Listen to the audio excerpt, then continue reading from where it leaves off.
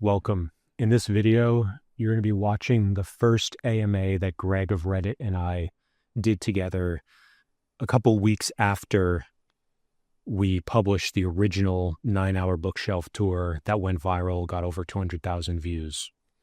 So in this AMA, we gathered questions people asked in the video comments, as well as the questions of people that attended live.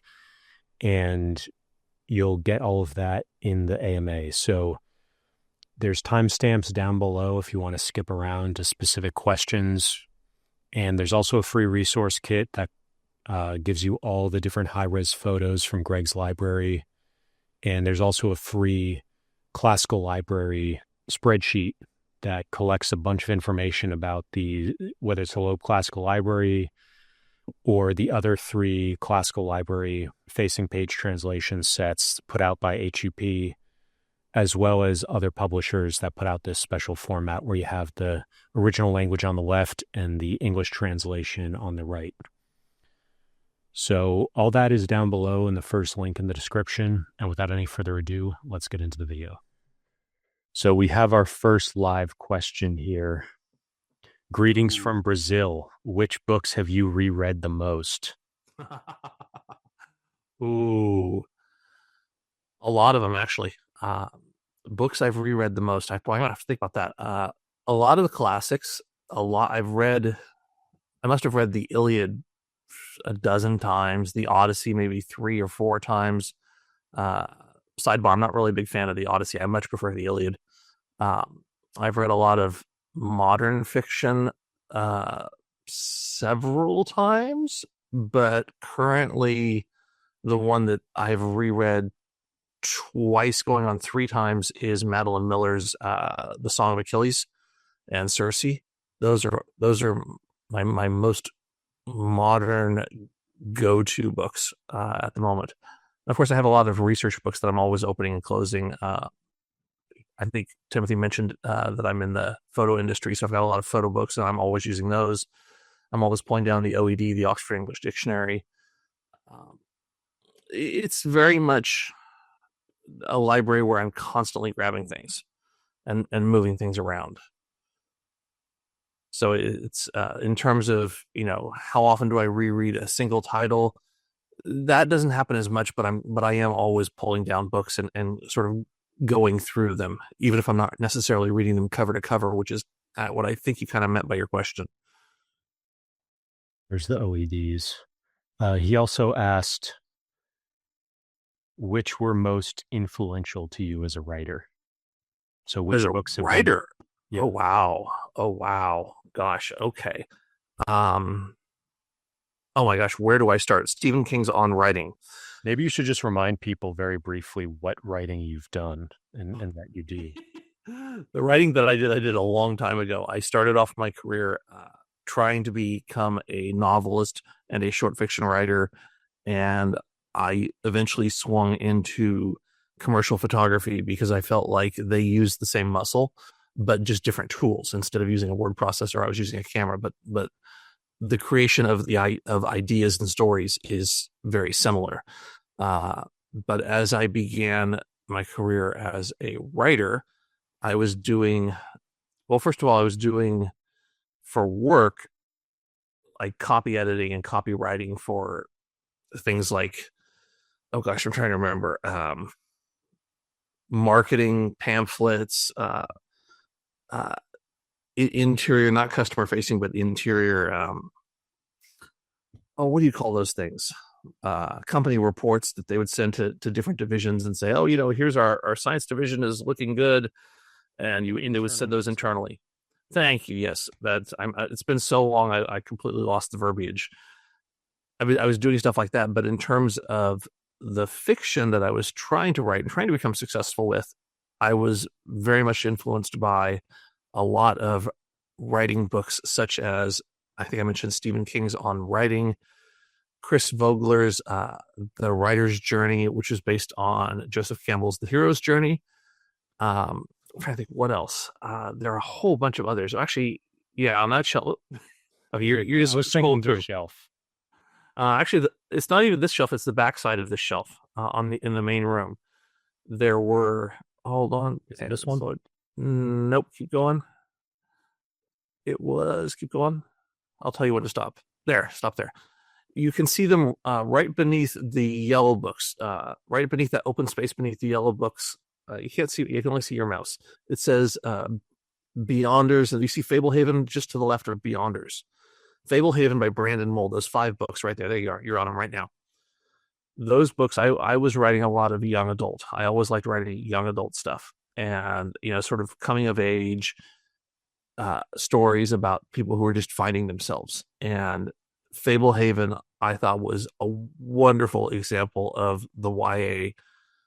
I don't want to call it a trope and diminish it that way, but sort of the YA genre. Those 5 books right there were very influential, and then that kind of got me into some of his other stuff. But I don't think anything was as good as the first 5 books in the Fablehaven series. Another one was Jonathan Stroud's. He was the guy who did the Bartimaeus books, but he also did another one called Lockwood and Company, which I think Amazon made a show out of recently, about a bunch of paranormal investigators, a bunch of kids who were paranormal investigators in London. And it's kind of a modern Sherlock Holmesian tale of just kids getting into scary adventures. And those two, between Brandon Mull and what I say, Jonathan Stroud, those were great series that influenced my writing. Even though those are more recent, and I've been writing since before those came out, those two really hit the nail on the head when I came to them after several years of trying to do this. I'm trying to think if there's anything else. There are a bunch of other books, like, again, I keep saying Stephen King's On Writing because that's the only one that's coming to my head, but there were a bunch in that genre. I want to say Julia Cameron was she the one who did Bird by Bird? I can't remember. Was that Anne Lamott? No, it wasn't Anne Lamott. I think that was Julia Cameron. Bird by Bird, and then there were a couple others. Other than, of course, the classics. Again, having always been interested in the classics, those were inspirational too. Everything from Mary Shelley to, Wuthering Heights, Jane Eyre, the Iliad, bunch of Victor Hugo, bunch of Alexander Dumas, Toni Morrison right there. You got the cursor on Beloved. That was another. I've always liked magical realism. So things like Toni Morrison's Beloved, and there are a couple others. Gabriel Garcia Marquez had done some magical realism as well. And I have some books that I read about writing that just discuss magical realism, which I had always thought was a really cool technique that I've always been in love with. So between magical realism and young adult, that was kind of my target that I was going for a number of years. Hemingway, for that matter, actually, Samuel Taylor Coleridge. The Rime of the Ancient Mariner. I was going to say The Rime of the Ancient Mariner, and then The Old Man and the Sea. Those were 2 huge influences for me. There's the Song of Achilles on the left. Honestly, I think I could probably keep answering this question for about an hour. Yeah, Wicked was another good one right there. Greg Maguire, right up there. Can you give me a little bit more direction in terms of where the books are? Sorry. Okay. Song of Achilles is right here. Yeah. So go up one shelf, and then go to the right to the end. There's Wicked. Yeah, Wicked, Mirror, Mirror, Lost, Confessions of an Ugly Stepsister. Those are all Greg Maguire's. And Wicked, I thought was just what a wonderful book. I actually read it on my own, and then I read it years later in school when I was getting my master's, and it was just so much fun to talk about Wicked, to read it. And of course, now it's a show. I haven't seen the show yet. I haven't seen the Broadway show, nor have I seen the actual television show. And then Mallory's Le Morte d'Arthur. That was another big influence. Tristan and Isolde. A lot of these sort of epic poem kinds of things appealed to me for their structure. The same with the Faerie Queene by Edmund Spenser. That's actually a question we got on YouTube. Somebody had objected that we hadn't talked about your rare edition of the Faerie Queene. Oh, okay. Do you want to do that now, or do you want to get to that later? I think it'd be a good place to talk about it now, actually. Yeah, okay, go ahead and zoom out then. I think it's in this picture. If you zoom all the way out. Yep. Oh, no, it's not. It's, let's see. That's R. It's going to be, go to the next picture. Let's see, the next picture should be there. Nope, that's interesting. No, it's not there. Or, Shakespeare. And there's Voltaire. Shoot. It should be, is it there? Maybe it's there. Is it Sapowski? If you tell me which picture it's in, I can also. I know I'm looking for it. I feel like these pictures might be too old to have. Oh, there it is. Go back. I see it. There it is. Okay, so go down one shelf from the cursor. There it is. That's it. You're on it. Those 3 volumes right there, and then the one to the left of it. So the one to the left of it was originally, I think that's like an Easton Press kind of book that I'd gotten years ago for just pennies, and it ended up having rat damage. Rats had eaten away at the slipcover and at the book, just enough to make me go, yeah, I think I'm going to get something else. So I went out and I got that 3-volume set that I thought was just lovely. And this is reminding me that I should probably toss the other one that has rat damage on it. Fortunately, it's fairly clean. It's just been nibbled a little bit. It's not like it's covered in poop or anything like that. It's just, it had been nibbled a little bit along the top edges, just enough to annoy me. So I think I'm going to have to toss it. Was it in storage and there was rats in the storage unit? Essentially, I mean, it wasn't in storage. It was just at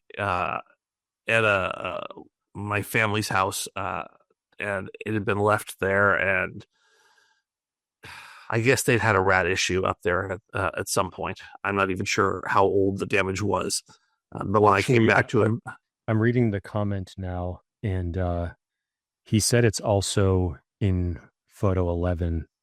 So I'm going to flip to that and see if that might be a better one. 11 Ned. There it is. Even better picture of it. Yeah. Yeah, just below the Waverley novels. Yeah, let me show. That's the Waverley novels right there. Yeah. By Sir Walter Scott, Scottish writer. I don't know if you can't see you can see a little bit of the damage at the top of the binding on right there. You can see a little bit of nibbling. It was such a tasty book that I can't blame the rats. But let me read this guy's full comment. Noticed the rare Faerie Queene set from 1751 in the zip file, but it was skipped over when discussing the literature shelves. That's my fault because I thought we were. I didn't know how much people were gonna, want to get into all this stuff, especially the collector side of things. He actually wanted to request that you flip through the books and show them on camera. So I don't know if that's possible. I can do it. I'd have to put the headset down and leave the room and go get the books. Yeah, there's going to be. So I've been in contact with some of the people at Harvard University Press just to get some details on what's the process of ordering the complete sets.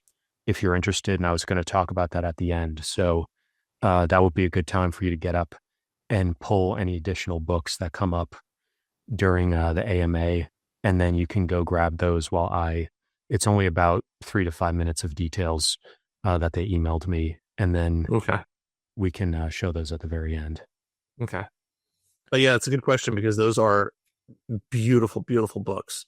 And the problem that I've personally had with the Faerie Queene is just that it's a bit difficult to read. You've got to let yourself get into the language. And, I studied literature many, many years ago, and I've sort of lost a little bit of my language for it. So when I get back into them, I'm a much slower reader than I used to be about them. But nonetheless, they're great to just flip through, to read to my family, sometimes to read a couple stanzas here and there. They're absolutely gorgeous books.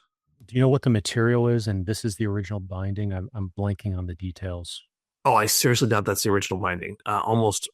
In fact, I'm trying to think. I think I might only have one old book with an original binding, and that's Edmund Waller's poems from, 1651.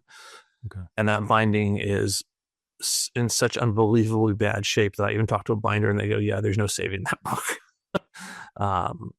But yeah, this is just a beautiful redo, which is a lot of the other books that I was going to show today. That they all have.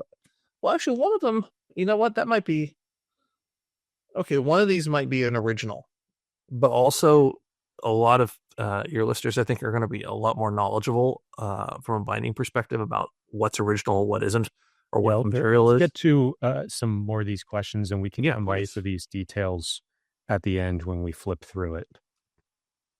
So the next question is, hi, I'm from India. I wanted to know, who is your favorite 19th century Russian author? Oh my gosh. Oh my gosh. My favorite 19th century Russian author.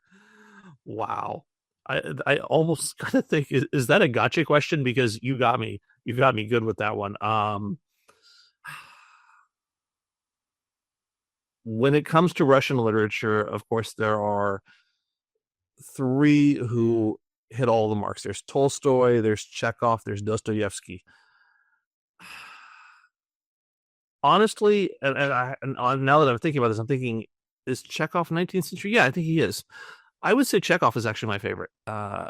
Dostoevsky and Tolstoy, they always felt a little more morose to me than Chekhov. But I also was really interested in Chekhov's short stories. And short stories, by virtue of being short, don't have as much time to get into the moroseness as a longer form novel. So that could be it too. But I really love Chekhov. I hope that answers your question, and I hope I'm not off by a century or something like that. I should almost have Google open just to check myself before answering these questions, but I'm just going to fire off the cuff. And if I'm wrong about something, I know that I'll hear about it in the comments. I hope that answers your question. Yeah. We have another one. Have you ever by chance come across Machado de Assis, whom Susan Sontag and Woody Allen so admired? Posthumous Memoirs of Brás, Cubas is seen as the great precursor of magical realism. I have not, and I need to make a note of that. Oh, good. We're recording this call, so I can go back and listen to this later because that's gonna. I like that a lot. That is an awesome tip. Thank you for that. As soon as you said Assisi, I was thinking St. Francis of Assisi. Okay, but no, I'm definitely not familiar with that. But that is a wonderful tip. Thank you. Yeah. So the next one here,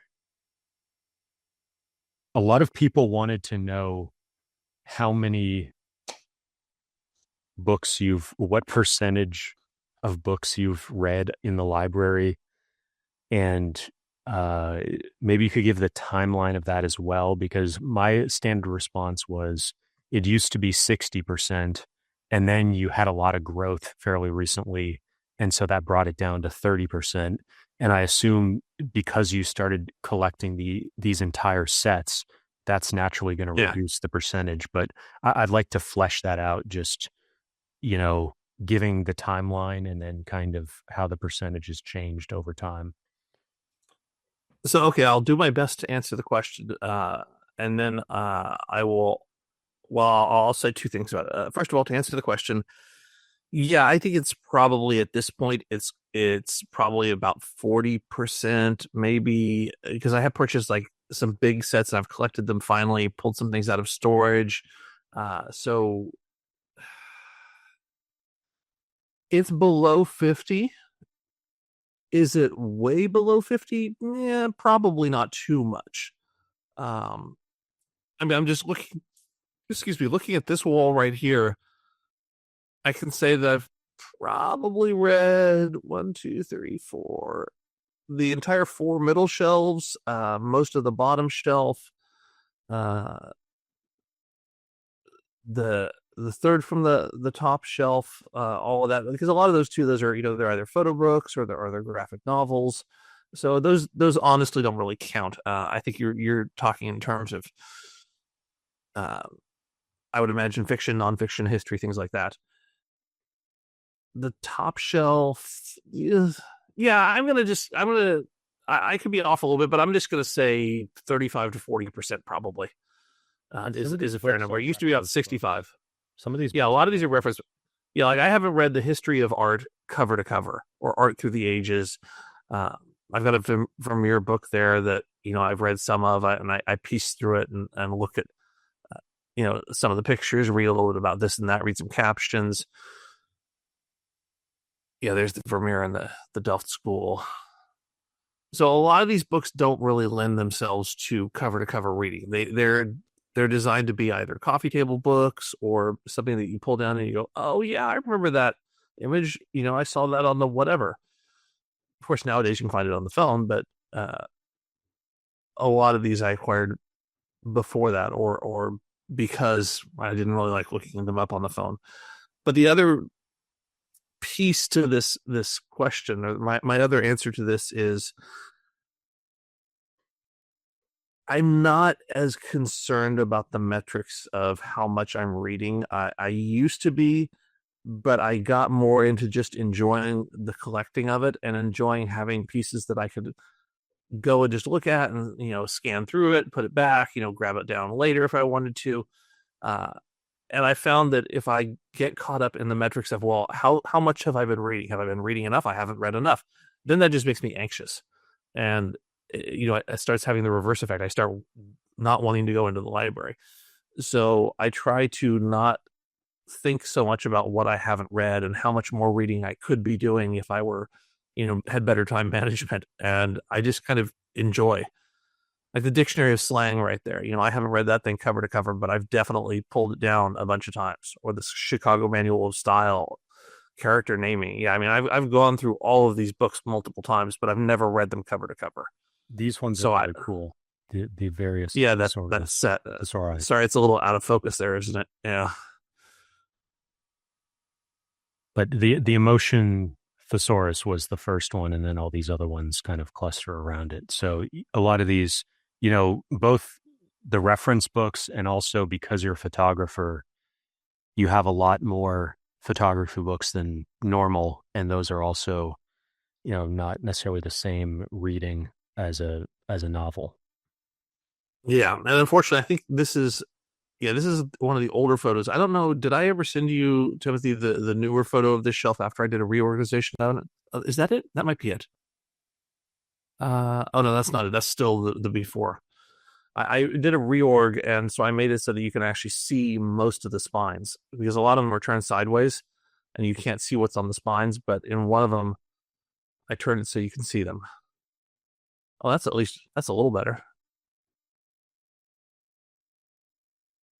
But yeah, thank you for your question. I hope that answers it. Well, I also wanted to just, like, some people had offered this idea that they have a few hundred books. They're maybe more in their student stage of life, and they've read every book that's in their library. And I think there's these interesting stages of life or transitions you make where when you're in school, a lot of your books are because you are assigned those books and then you are assigned to read them, and it's normal to read the entire thing because it was assigned.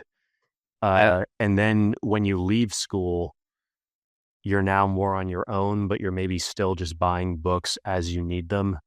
And then eventually maybe you're getting to a collector stage. Maybe you could talk a little bit more about, like, would you say there's maybe those three stages? And could you talk about how, when you got, I mean, the other interesting thing is you did inherit a big collection from your professor. So yeah, that's a really good jumping off point right there, because that's what I was going to mention. That is that for those of you who haven't gotten through the video, I talked about how my first sort of giant acquisition of books came from my college advisor who was retiring, and he was the head of the English department or the literature department at my college. And I asked him one day when I was sitting there with him, what are you going to do with all of these books? And he had a smallish office, but it was floor to ceiling, wall to wall shelves, completely packed, stacks of books on the floor. And of course, everything full marginalia, notes everywhere, because he had taught all of these things. He had all the classics. He had he just had everything. And so I go, what are you going to do with these? He goes, I don't know. You want them? And I said, are you kidding me? And he said, the only caveat is that, Greg, if you say you're going to take them, you have to take them. You can't just say you want them and then I hold on to them for you and then you just disappear. So I ended up skipping, I think, the next few classes that I had that day. I'm trying to remember, I think I might have borrowed a hand truck from somebody on campus from like custodial services or something like that. And I just loaded that thing up and I remember taking hundreds and hundreds and hundreds of books back to my tiny little dorm room. And it was a blast. It was a lot of fun. And that started me on the acquisition process. But because it began as sort of a free thrifting kind of thing, that also got me into not being real interested in clean books or not real interested in first editions or signed books. I liked books that had been, noted up or written up where it had been used remarkably. The spines had been broken. And so then that turned me on to things like book fairs, because at book fairs, at least the book fairs that I went to, you would never really see pristine books. You would see a bunch of books in moderate to awful condition, but you could also get them for a penny, sometimes literally a penny, or maybe a nickel or a dime. And of course, this was years and years ago. But I remember seeing one person at a book fair who was trucking around a 96-gallon trash can and just loading it up. And I remember watching her in awe, thinking, wow, this is the smartest person I've ever seen. And I think she got out of there with 96 gallons of books. I don't think she's probably spent more than $30 on all of them. And so those types of library auctions or fairs or whatever they're called, wherever you live, that's a great way to get a whole bunch of books really fast, especially if you're not interested, like I said, in rare first editions. Hold on, stay right here for a second. Just below your cursor, quick sidebar. Those, I don't know if we talked about that set. That's a Victor Hugo set. I was considering before this call, should I pull a couple of those out? And if I'm going to bring out the Faerie Queene, I might want to bring out a couple of those to look at too, because that's a pretty cool set. The picture's bad, but the photos or the books themselves are pretty cool. So, so really, even going all the way back to college, once you made that major acquisition, you know, out of your library might have been at 500 books at that point, or 1,000, and you may not have read more than a quarter of them because all those books were new to you. Exactly. And I mean, I had studied a bunch of them, when he was teaching a class that I was in, or his colleagues were, we studied things like Antigone and Plato and whatever else he had that I can't even remember anymore. And I held on to a lot of them for a while, and unfortunately, time passed. I forgot about a bunch of them. I got out of collecting for a while, and some of these that like that one that had some rat damage, a lot of those got some too. So I had to toss a bunch of them, unfortunately. Which is just a reminder to always take care of your books. If you're going to go through the trouble of getting them, make sure you take care of them. But I also didn't know back then. This was, I think before they even had plastic boxes. Like everything was a cardboard file box, and so if you even just say the word water near it, it starts to get mold damage on it, and before you know it, you're throwing out books. So was there a next stage? Was there a stage maybe when you started to progress in your career and you had the money to buy any book or you just got more free in terms of that? Yeah, well, certainly, I don't have the money to buy any book even now, because my God, I just saw, what was it? A first edition of Don Quixote going for 1.9 million. And I will never be that person. It would be fun to, do it, but no, that's never me. But the next stage was certainly going from book fairs to used bookstores. And how old do you think you were when you made this transition? I was going to use bookstores probably mid-20s Okay. to about probably, I mean, I still go to used bookstores, but I mean, the bulk of my finds from about 25 to 35 years old was used bookstores. And then eventually, once I settled down a little more permanently, had a little more room, and started going, okay, it'd be nice to get like a good edition of this, that, or the other. Then I would, I might go and search on places like Abe Books or Amazon or whatever it is, looking for whether I was looking for a new book or an older book. But again, I generally avoid first editions or signed books just because I don't see much value in it. I do have a few first editions and I do have a few signed ones, but it's not really what I'm always looking for. Do you remember roughly how old you were when you started collecting the Loebs, or when you started kind of going big with the Loebs? Yeah, that was I started with the Loebs probably around the book fair age, which would be mid-20s. Did your I don't professor give you any of the Loebs, or? Yeah, that's what I was trying to remember. Did he have any Loebs? I don't think he had any Loebs. I think I ended up seeing a set of either the Greek or the Latin somewhere on a display on somebody's folding table at a fair or something like that. And I went, oh, that's cool. What's that? And they're like, oh, well, this. And rather than saying, oh, these are the Loebs, it was more like, oh, well, these 15 books are $1.50. Oh, okay, I'll take them all. And then suddenly I had 15 of the Loebs.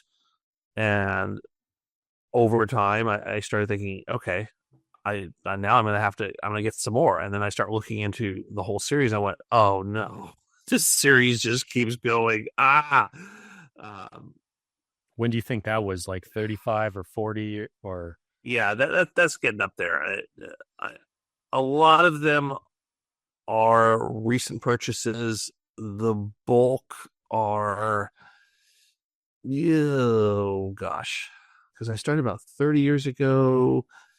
It's tough for me to put numbers on it, but certainly I have been acquiring them for 30 years. So it's actually been a pretty steady. It's been fairly steady because I've always said, I should get some more from the series, But it wasn't until maybe 10 years ago that I started looking into the series going, okay, let's see how big this series actually is. I would always recognize the spine and go, oh, that looks like fun. Let's get that. Oh, that's the Roman poet that I'm really interested in, or that's Homer, or something like that. I say the Roman poet because I got called out on how I pronounced the Roman poet's name, so now I just call him the Roman poet. My teachers had always pronounced it Ovid, but I'm guessing that other people have heard it as Ovid. Well, I don't know if you saw my comment, but I looked that up, and I wanted to ask you actually about that. You had been, I guess the pronunciation is the way you say it is in the UK, and the other ways in the US. And probably the guy who criticized you about that didn't know that. And I thought I'd heard you say that were taking a course from Oxford or Cambridge or something on learning Latin. Yeah, but I had picked up I'd studied Wavid. I'd studied Wavid many years ago, and certainly before that. And it was through an American institution. So Okay. It could be that my professors, or was it multiple professors, or maybe it was just one? I might be misremembering. Maybe it was just one professor who was teaching that one who could have picked it up from an English professor of hers. I don't know. Either way, it's really good. You should read it.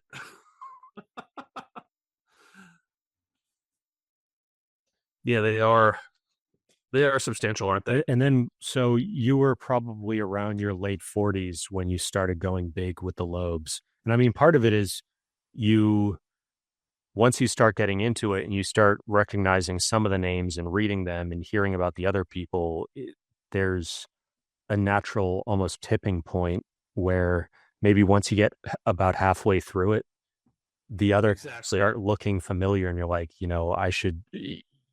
you build a desire for them because you understand what they are. They're not just random.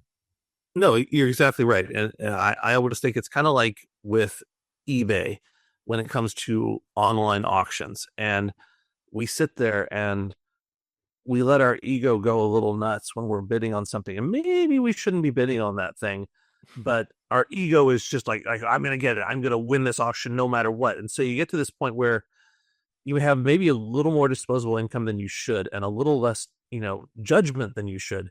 And that's the tipping point that you're talking about, that I just kind of went, damn it, I'm all in now. I know I'm all in, and I have to make this happen. This is what happened to me with the OED, where I got the 20 volume I got it for a really good deal. And then the woman was like, I'm also getting rid of this encyclopedia set. Do you want it? And it was like 80% off. And I was like, yeah, I'll take it.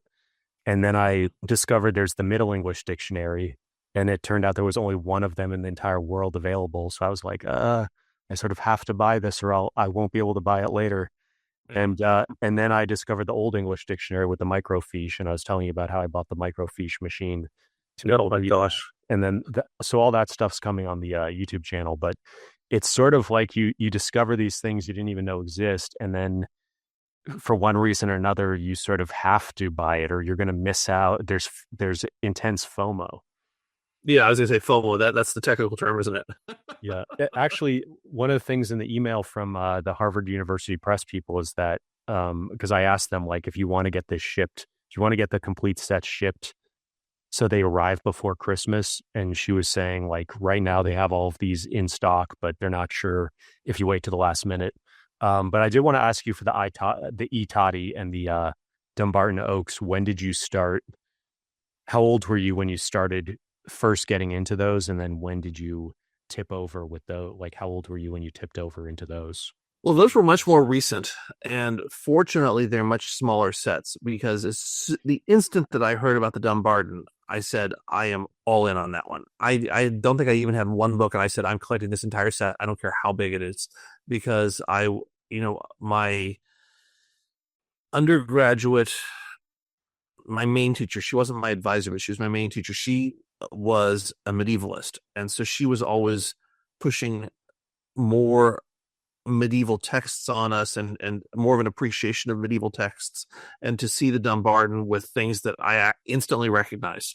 Whether just give us a time period of what the medieval is. Oh gosh, this is another one of those things that I'm gonna get snapped on when I get it wrong. I think about 900 to roughly 1450 or something like that. The sort of Middle Ages or medieval. Is it sort of post-Carolinian? Is that why the 900 is there?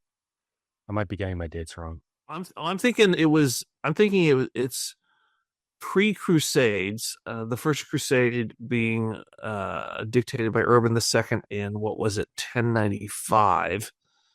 So I wonder if it starts after the Crusades. Maybe it does start around the. No, I feel like 900 is sticking in my head, but anyway, so I interested. So you're listening to the medieval. Your teacher got you into the medieval.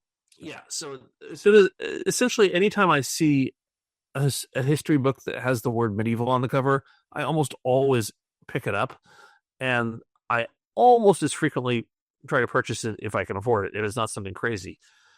I do the same thing with a couple other genres, but medieval stuff was just kind of always close to my heart. I remember when she was teaching us Chaucer, she was teaching us how to pronounce Chaucer. And so now I'm the asshole who pronounces Chaucer in Middle English. Like when I'm speaking to my family or to friends, and I go, what was that like? Oh, yes, that was the da-da-da-da-da. And then they just roll their eyes. And then I drink my drink alone in the corner at the party. But it's fun. It's worth it. It's worth it. So just if people are interested in the numbers, there's about 560 volumes of the Loebs, which you see here. And then I think it's actually, I want to say it's 585 at this point, I think. But certainly close enough for government work. And then we have the E Tatti. There's just about 100 of them. Yeah, I got into that because I had been into Virgil, and I'd read the Aeneid many times. To go back to that, the first question asked today, what books have you read many times? I'd read the Aeneid a bunch, generally Robert Fitzgerald's translations. And between that and studying Latin, even though I don't have any Italian background at all, the I Tatti, by virtue of me being interested in Dumbarton and then the Loeb and then hearing about the I Tatti, it was one of those things that, okay, all right, I should probably do this one too, because again, it's got some. Actually, was I misremembering? It's the I Tatti that's got the Boccaccio in it, not the Dumbarton? Right. I think. Yeah, That's right. Yeah. There's the famous woman by Boccaccio. There's a different Virgil, I think. So yeah, that one is. This is the set that I've made a sort of promise to myself. Like, I really need to dive into this one at some point, but I have not gotten there yet. This was more of a collector's impulse on this one. But this is the one that you have sort of the most natural affinity with, because this is what you specialized in college. Yeah, at least in undergraduate, my undergraduate thesis was the frame narrative of Boccaccio's Decameron and how it compared to Chaucer's frame narrative for the Canterbury Tales. So I spent a lot of time on that. So anytime I see Boccaccio, there are a few authors, when I see their names on the spines, I tend to snap them up. Umberto Eco, Giovanni Boccaccio, Chaucer. Well, not that Chaucer has that much out there. But stuff like that. Yeah, for people who don't know the frame narrative, that's just like when you have, like with Chaucer, they're all traveling along and they're telling each other stories. And then with the Decameron with Boccaccio, Shakespeare used a lot of that material to come up with his stories. So there's an important lineage there. Yeah, the frame narrative is a story within a story. It's when characters in a story that you're reading are themselves telling a story. But the frame narrative is the outside container. And then is there a name for the inner stories? Like the story within the frame? There might be, and it probably changes by author and also by not subject, but time frame, or possibly location of the author. Different geographies might influence the verbiage. Sorry about that light blowing out those titles there. I need to reshoot these. Yeah. A lot of times, even though, I am a quote unquote photographer, I wasn't really giving my heart and soul to these because I didn't quite understand, how big this was going to be. I was like, just grab a couple snapshots, maybe something with my cell phone. And Timothy kept admonishing me, no, you got to do better, Greg. You got to do better. People are going to be interested. And I'm like, all right, live and learn. Yeah, so we've got some better stuff coming even after this, and we'll put links to that. So there's 100 roughly of the I Tatti, and there's roughly 80 of the Dumbarton Oaks in terms of number of volumes. I think that's number of volumes, not number of books. Like for the Vulgate, for example. Yeah, the Vulgate Bible is like four volumes, I think, or something like that. And I think these are considered one book, but multiple volumes. Yeah, you can see it says volume 2, part 3. You can barely see it. Part A and part B. Yeah, that's what it is. Yeah. So I think that covers. We have another question here. I study history, and right now I am pursuing my master's. So what would you suggest for reading modern European and Western history and philosophy? And I'm really interested in Western and modern European history. I'm so glad at the beginning of this call, I apologized in advance. Do you remember when I did that? Scroll back to when I said, I'm sorry in advance, because I apologize that I'm not going to be able to adequately answer that question. I am not a historian. I read for fun. I read based on, what just sort of catches my interest in the moment. Most of it having been fiction. My history section is growing, but gosh, do I have anything that sticks out as this was a really cool piece of well, we have a history philosophy book that you're going to be sharing later. Yeah, I do have that, and that was another one of those. That was a FOMO purchase. How did that happen? Oh gosh, that one was Is that eBay? I think so. Was that eBay? Yeah, no, I think that was eBay. I saw it online somewhere. Actually, at this point, I don't even remember. And I went, "Oh, that looks too cool, and it's not super expensive." I try not to spend a lot on a book unless it's something that really draws me personally. Yeah, this is a was it I've actually there's been some bigger YouTubers and booktubers subscribing to my channel, and I've been looking at their bookshelves, and I see this one a lot. I see this set a lot. So yeah, I the don't know if folio there's edition of the anything Rise more and Fall of the Roman Empire. Uh, like this edition specifically, yeah, I want to say, sort of iconic. yeah, it's. I've always been meaning to get more into studying classical history, um, just to know where the stories that I love so much, how they came up to be culturally, and so I acquire a bunch of these books to really push myself to read more of them. But also with Folio Society, I hate to say it, they just look really good on the shelf. When you buy a Folio Society book, it looks amazing on the shelf. And that goes back to what I was saying, that I'm not super crazy about first editions necessarily, or about what do you call them, signed books necessarily, or even about books that necessarily look good on the shelves. And yet, I purchase a lot of Folio Society books. And then every time I make a purchase of a Folio Society book, I go, man, they got me again, because they're just too beautiful. They look so good. And younger me would scoff at older me, going, "Why are you buying Folio Society books? Why are you?" It's. I mean, certainly they're probably better than Easton Press, but it's one of those things that they look really good sitting on your shelf, but don't take it down and don't open it up. And I don't even know where I got that mantra that's stuck in my head. I probably picked that up from some teacher years ago, and now it's become a Which mantra? the mantra of a book that looks good isn't necessarily a good book. Oh, And that, just because it looks good sitting on your shelf doesn't mean that when you open it up, it's not going to be hot garbage. And I don't think that Folio Society is that way. There were publishers who did that. They would make them look really nice on the outside, and then they were either poor translations, or the person wasn't well educated in the field who was writing about the thing. And you had interest in the Crusades. Yeah, years ago I was studying the Crusades a lot because I was trying to.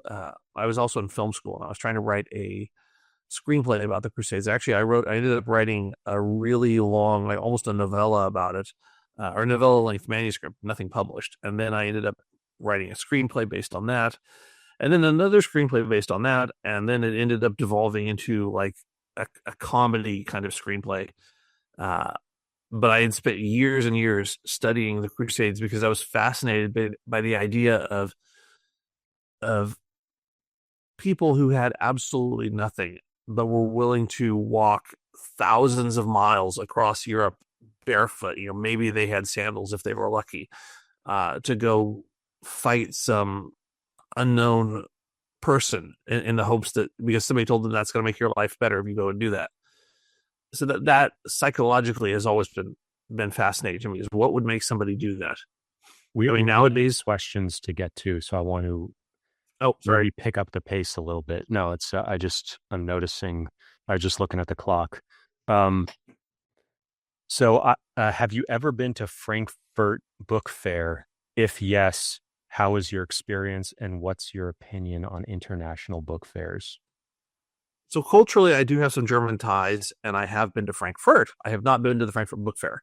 I have not actually been to any renowned book fairs. The book fairs that I've been to are usually local libraries in some town that I'm living in or visiting that just happens to, have a fair on when I'm there, kind of a thing. But I haven't been to any of the big ones. I would love to go to some of these big ones like the Frankfurt Book Fair. So unfortunately, again, not much of an answer. I apologize. Do you have the official number of how many books are in your collection? Yeah, I think as of yesterday, it was 6,475. And does that distinguish books from volumes? Well, so the Encyclopedia Britannica that I have, I consider that one book. I didn't break that up into 20 volumes. The You're Loebs, above 6,500 in terms of volumes. well, no, okay, so yes, that's right. But like the 60 Centuries of Progress, if you go just scroll down a little bit from where one shelf below where you are, those orange books, yeah, I consider that one volume. I don't break that up. The Loebs, though, I did break up. The Tatti I broke up. The Dumbarton I broke up. If I turned those all into one volume, then I would have many fewer books.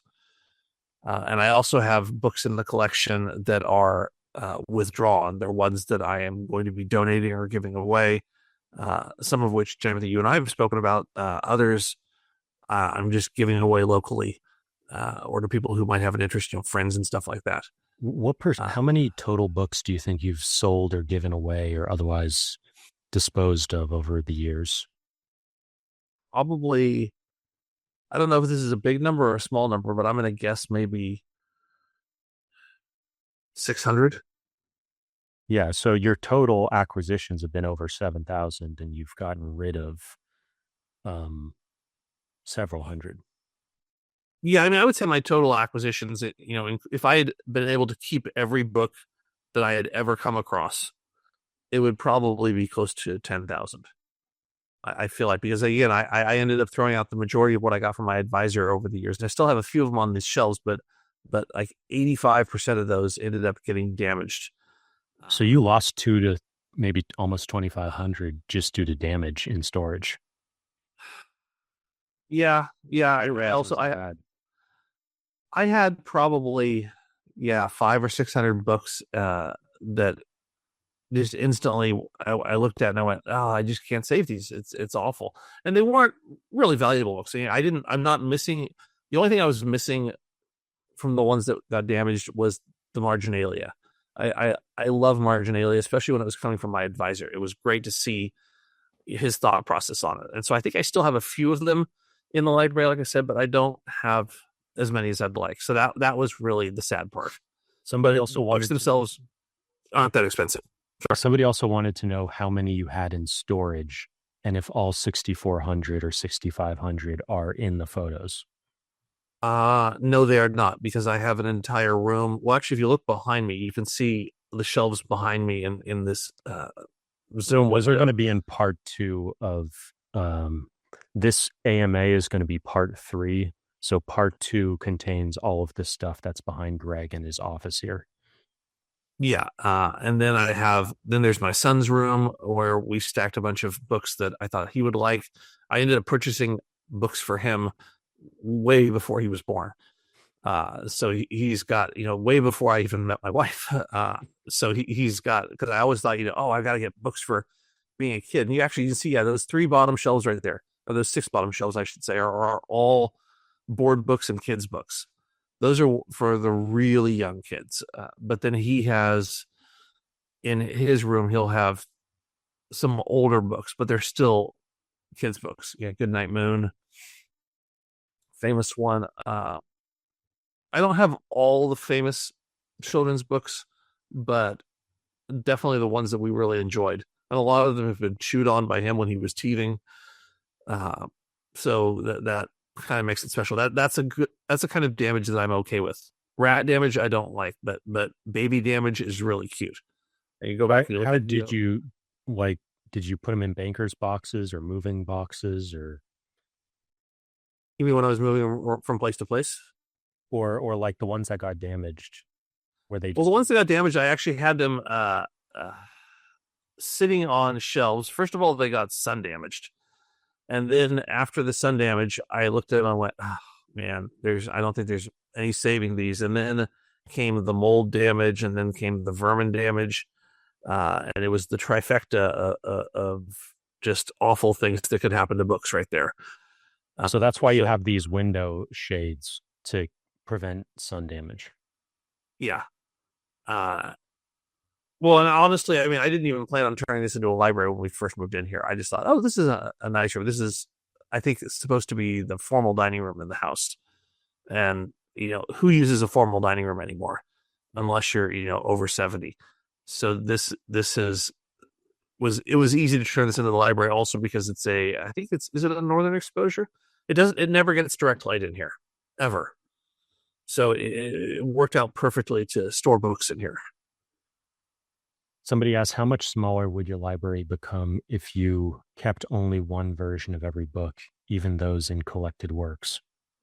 Yeah, I remember seeing a question like that earlier, I think. I don't have that many repeats. I have a few repeats, definitely, but I don't have like ungodly numbers of repeats. Unless, like you said in the question, there are like Boccaccio might have written an essay that would, or a piece that would be in this book, but would also appear in that book. Or Umberto Eco would do, he would write something here, and then he would write something over there. So I might have both of those, but I don't have, for example, 16 copies of Frankenstein. I think I have 3. The Song of Achilles, I think I have 2. So in total, you might only have like 25 or 50 duplicates. It's Exactly. not significant. Okay, another question here. Hi, I want to pursue a PhD in modern European history in the US. So do you think it would be worth it? And please tell me the cost and benefit of it. PhD in modern European history. Worth doing. Well, this is where I have to put on my dad hat. And as a dad, I would say if you're interested in it and you can afford it and it's not illegal, do it. It's that simple. If it's your passion, I mean, I think too many people on this planet today don't have the ability to follow their passion, either because it's not affordable to do so, or they're not living in an area where they can do the thing. You live in the high desert, but you want to be a marine biologist. Like, well, that's probably not going to work out for you. But if you can at all make it work within your means and you don't have to, live under a bridge, then I say absolutely go for it. I think that was sort of underneath some of these questions about what percentage of these did you read, is they're taking this sort of overly pragmatic approach to reading where everything has to, there has to be a definite purpose for each thing and you have to sort of grind through each thing. Yeah, I don't think so. I mean, I the last time I really ground through a book was Dracula, Bram Stoker's Dracula. I thought it was one of the worst books I've ever read, and it took me forever to finish it because I pushed myself. I said, I will get through this book. But god damn, it was awful. That's part of what's good about master plots is, a lot of these classics, you're really just not going to like them. And you're going to be wondering, like, how did this become a classic in the first place? Why have so many people been tortured to have to read this? And so master plots particularly, which you actually can see. Oh yeah, there they are. We talked about it in part 1, so we don't have to repeat it here. But the other thing is, this is really a family library. Your wife has stuff in here and your kid has stuff. And that's another important thing for thinking about libraries. It's not just an individual's collection. It's multiple people living together and all their stuff is in here. Yeah. And the way I look at it is, at the end of the day, we all have things that we like to spend money on or that we can spend money on. Sometimes it's, I don't know, it's cars or it's nesting dolls or alcohol or cigarettes or whatever the thing is. And it just happens to be books for us. So, not as much vacationing, more books. We still try to go on vacation, if we can once a year or something like that, or once every couple of years. But generally speaking, it's just different budget priorities is all it comes down to. When you go back 50 years between two people, so 100 years, and then add in a kid to that, all of those human living years can produce a lot of books if you decide that that's what you want to put your budget in. Another question here. I would suggest to both of you that you should visit the Calcutta Book Fair. It is the second biggest fair after Frankfurt. It occurs at the end of January and early February.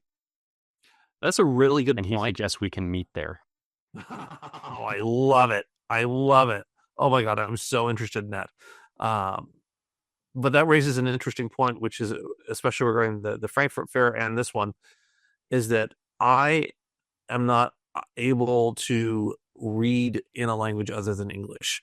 I could probably get by reading Spanish a little bit and maybe a tiny little bit of Latin or German, but beyond that, like I think I might find myself at a book fair in another country where I wouldn't be able to find anything I could read. And I spent a lot of time saying to myself, am I interested in books if I can't read them just because they're interesting looking or somebody's told me that they're fascinating books? And I realized, well, I mean, maybe a little bit, but not so much. I think that I would really want to make vast purchases in that language. So that's on me. I've got to learn whatever, the language of the books that I'm interested in is. So I've got more studying to do. Yeah, there's my language section, which has grown even since this picture, I think. He says most of the books in the Calcutta Book Fair are in English. Oh, okay. Well, dude, okay. I will be there in 12 hours? Save me this spot. Okay, so the next one is, what strategy did you use to source and acquire your books? Combinations of strategies. Convincing family and friends that what you really want for a gift is a book or a series of books. That was a big one. I think he's more looking to like Abe Books versus eBay versus Amazon versus book fairs versus used bookstores. Oh, okay. I would say it really depends on your preferences and your budget. If you're somebody who likes to go out, antiquing, then book fairs might be your thing. If you like wandering around a bazaar and talking to a bunch of different people and maybe haggling over some, and just exploring and having fun or doing urban exploration, then I think book fairs and used bookshops around towns can be a lot of fun. If you're somebody who likes to sit at home and isn't as much interested in going out, then certainly online purchases can be great. But yeah, I think it all just comes down to personal preference. For me, it was a combination of all of them, and I'm to the point now where more often than not, I go with what's convenient, even though I know better, and I know that I should really push myself to get out more. Sometimes I'll just be browsing something online and go, "Ooh, that looks amazing." So I am guilty of that one, unfortunately. I just sent you an email a day or two ago with links to the Harvard University Press PDF catalogs.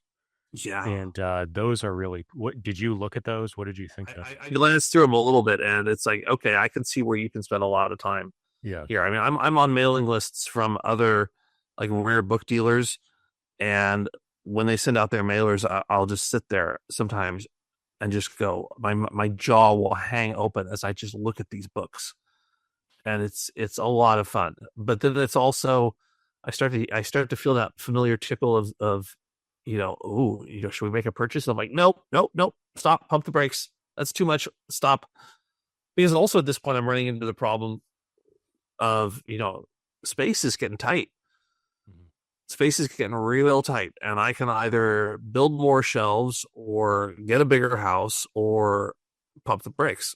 So right now I'm pumping the brakes. Like shelves, like getting rid of this table and putting shelves and like having pretty narrow. You can get rid of the coffee table instead of you have back to back down the center. Yeah, I thought about that. I also thought, you haven't seen pictures of the hallways, but I could put small shelves in the hallways. It's just the problem is most books are so deep they would hang off the end of the shelves, because I can't put in 12-inch shelves in the hallways because the hallways are too narrow. I'd have to put in 6-inch shelves, which are perfect for the Loebs, but not so much for a standard sized book. Could you mention the names of some of the newsletters or catalogs that where you get emails from them, or you get the catalog in the mail? There are some of them are like, if I think I did a Google search for rare booksellers, and then I would one by one just go onto their websites, and they would say, sign up for our newsletter. I go, okay, cool. One of my favorite bookshops is Raptus Rare Books in West Palm Beach, Florida.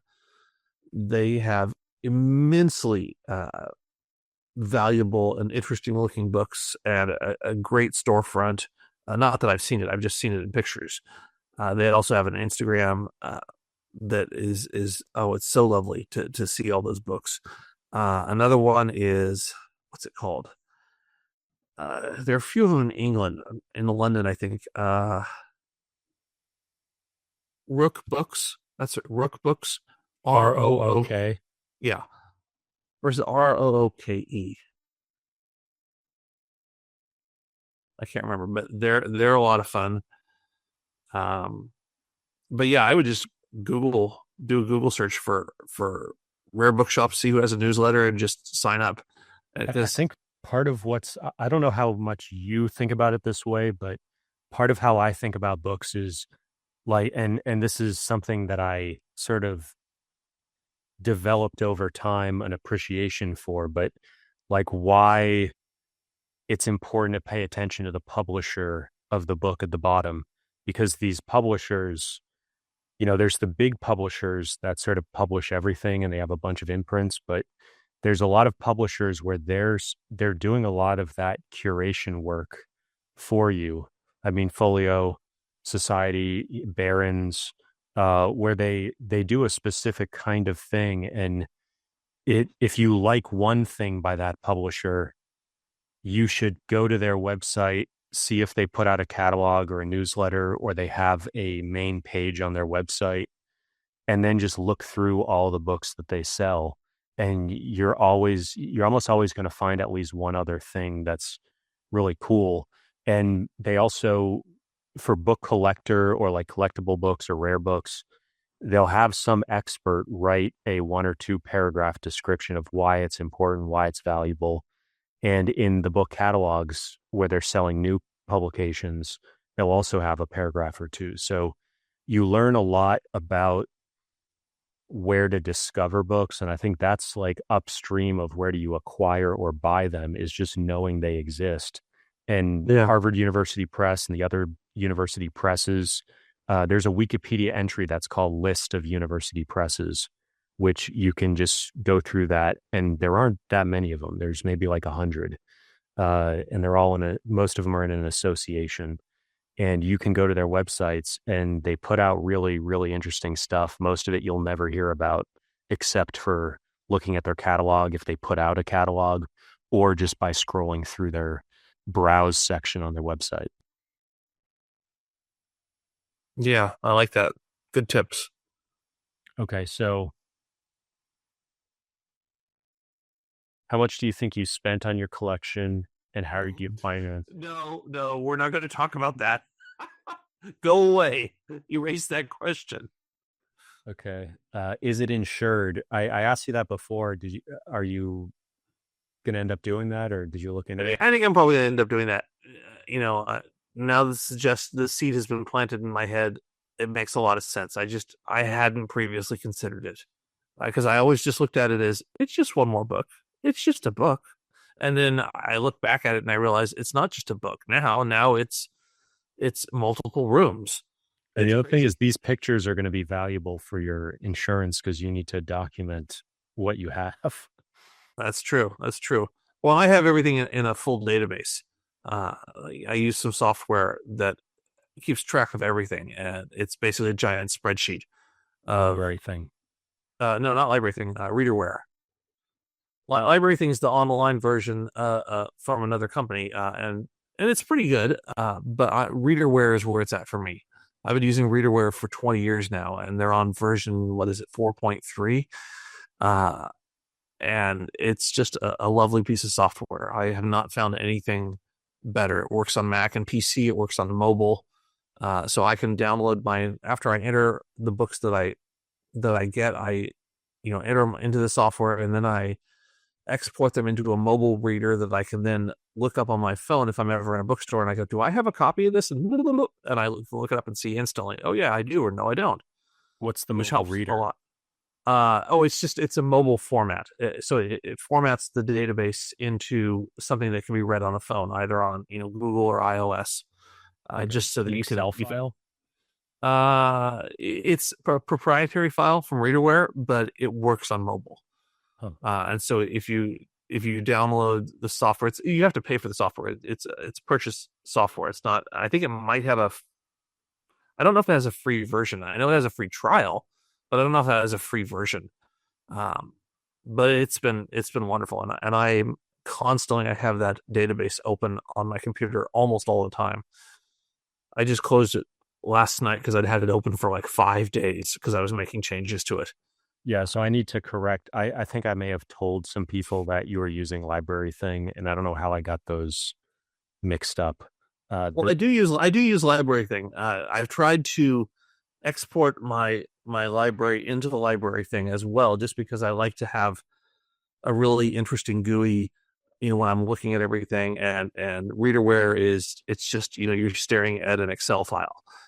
Is essentially what it is. That's what. Okay, so you do use both. Readerware is where you sort of edit it and keep the database, but then you'll export that from time to time into Library Thing for better interface. Okay, yeah. So you do use. Okay, so that definitely clears. But Library Thing doesn't have the full collection because for whatever reason I've had difficulty. Like every time I upload something to Library Thing, it'll get like 86% of my library, but it won't pull it all up. And so then I'm stuck going, okay, well, I guess 86% is good enough, or then I can add books one by one, but that gets a little tedious. So that's what makes me go back to Readerware, because Readerware just has everything right there. Yep, readerware.com. Yeah. A couple people asked about the Clay Sanskrit Library. Oh, don't get me started. You're talking to an addict, so you have to be really careful what you say. Don't push me. Yeah, don't push me. Yeah, we may have more of that on that. Yeah, there might be a part 12 coming. Yeah. Now we're getting into reading habits. How much do you read, and how many of your books have you actually read? Yeah, these. I mean, I get it. I get why these questions happen, and we calculated you buy like one book a day, right? Or almost a book a day, like 300 a year. Is that right? 200 or 300. See, I don't even like thinking about it in those terms, because that just makes me go, what am I doing with my life? And at least it's books and not heroin. Give me that at least. Come on. Wait, did you finish the I Tatti and the Dumbarton? Like when did you complete the 3 big ones? Well, of course, as you know, they're still publishing titles. So, I will always, if I hear that there's a new title out, I'll go to the website and I'll go, okay, there are like 3 new titles out, so let's order those. Oh, well, you have to pre-order them, so they won't be available until, next November. Okay, cool. So I'll pre-order them and then I'll wait. But I made the decision on those probably just after the pandemic, I think, maybe 3 years ago. So those are quite new. For all 3, the Loebs, the Dumbarton, mostly for the I Tatti and the Dumbarton. Okay. The Loebs I kind of knew. The more I got into them, the more I realized, okay, I'm getting into them. Like, you got to go all the way. You basically finished those up pre-pandemic. Well, yeah, of course, yeah. I purchased a bunch of Loebs after the pandemic as well, but I knew before that. Okay, I think I'm gonna have to do this, because I already had so many, and it's like, okay, that's when I started looking into it and realizing, oh yeah, there are 30,000 volumes in the Loeb set. Do you have them all? It's like, no, please, no, stop. But I knew I couldn't stop. Like I said, I'm an addict. So they wanted to know how much you read per day.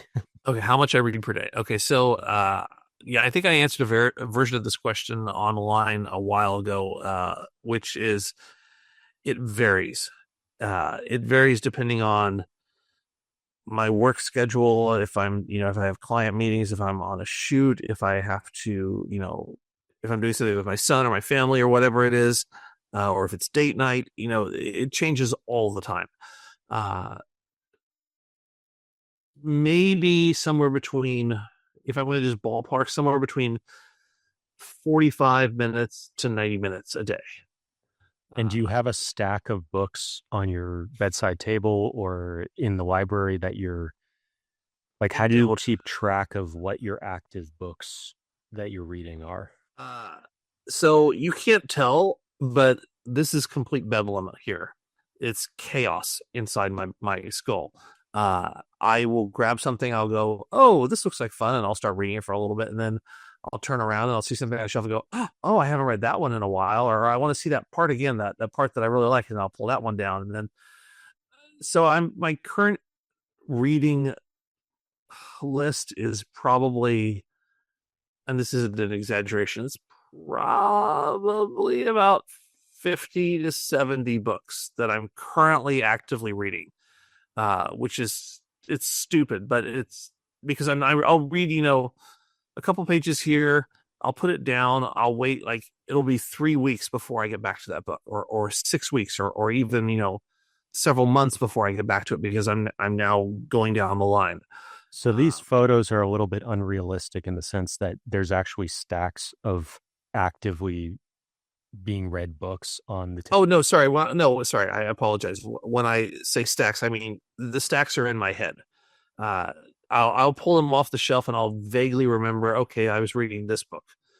And then if I forget that I was reading that book, I'll end up pulling down another book. But that's still, it's part of the mental stack. It's just, I don't really have a physical stack. So you always put books back on the bookshelf when you're done reading. I try to keep everything. Yeah, I try to keep everything on the shelves at all times. And one of the things that bugs me about the library, about my library more than anything else, is those chairs are in the way of the books behind them.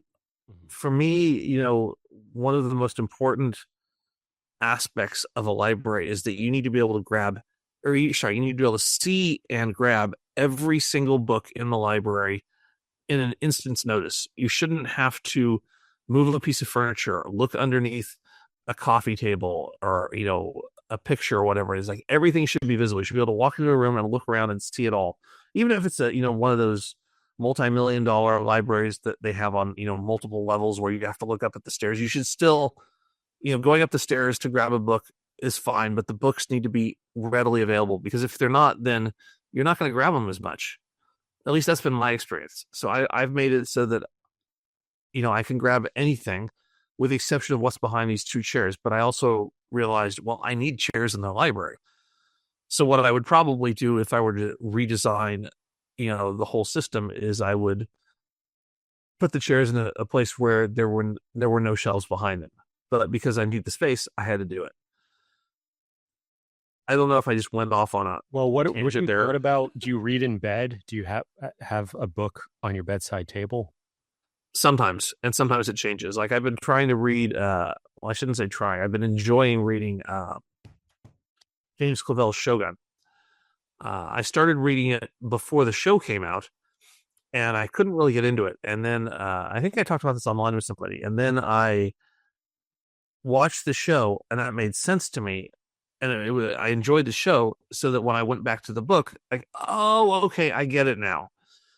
And that process taught me that it's really important, for me at least, to have some basic understanding of what the book is before I'm going to read it.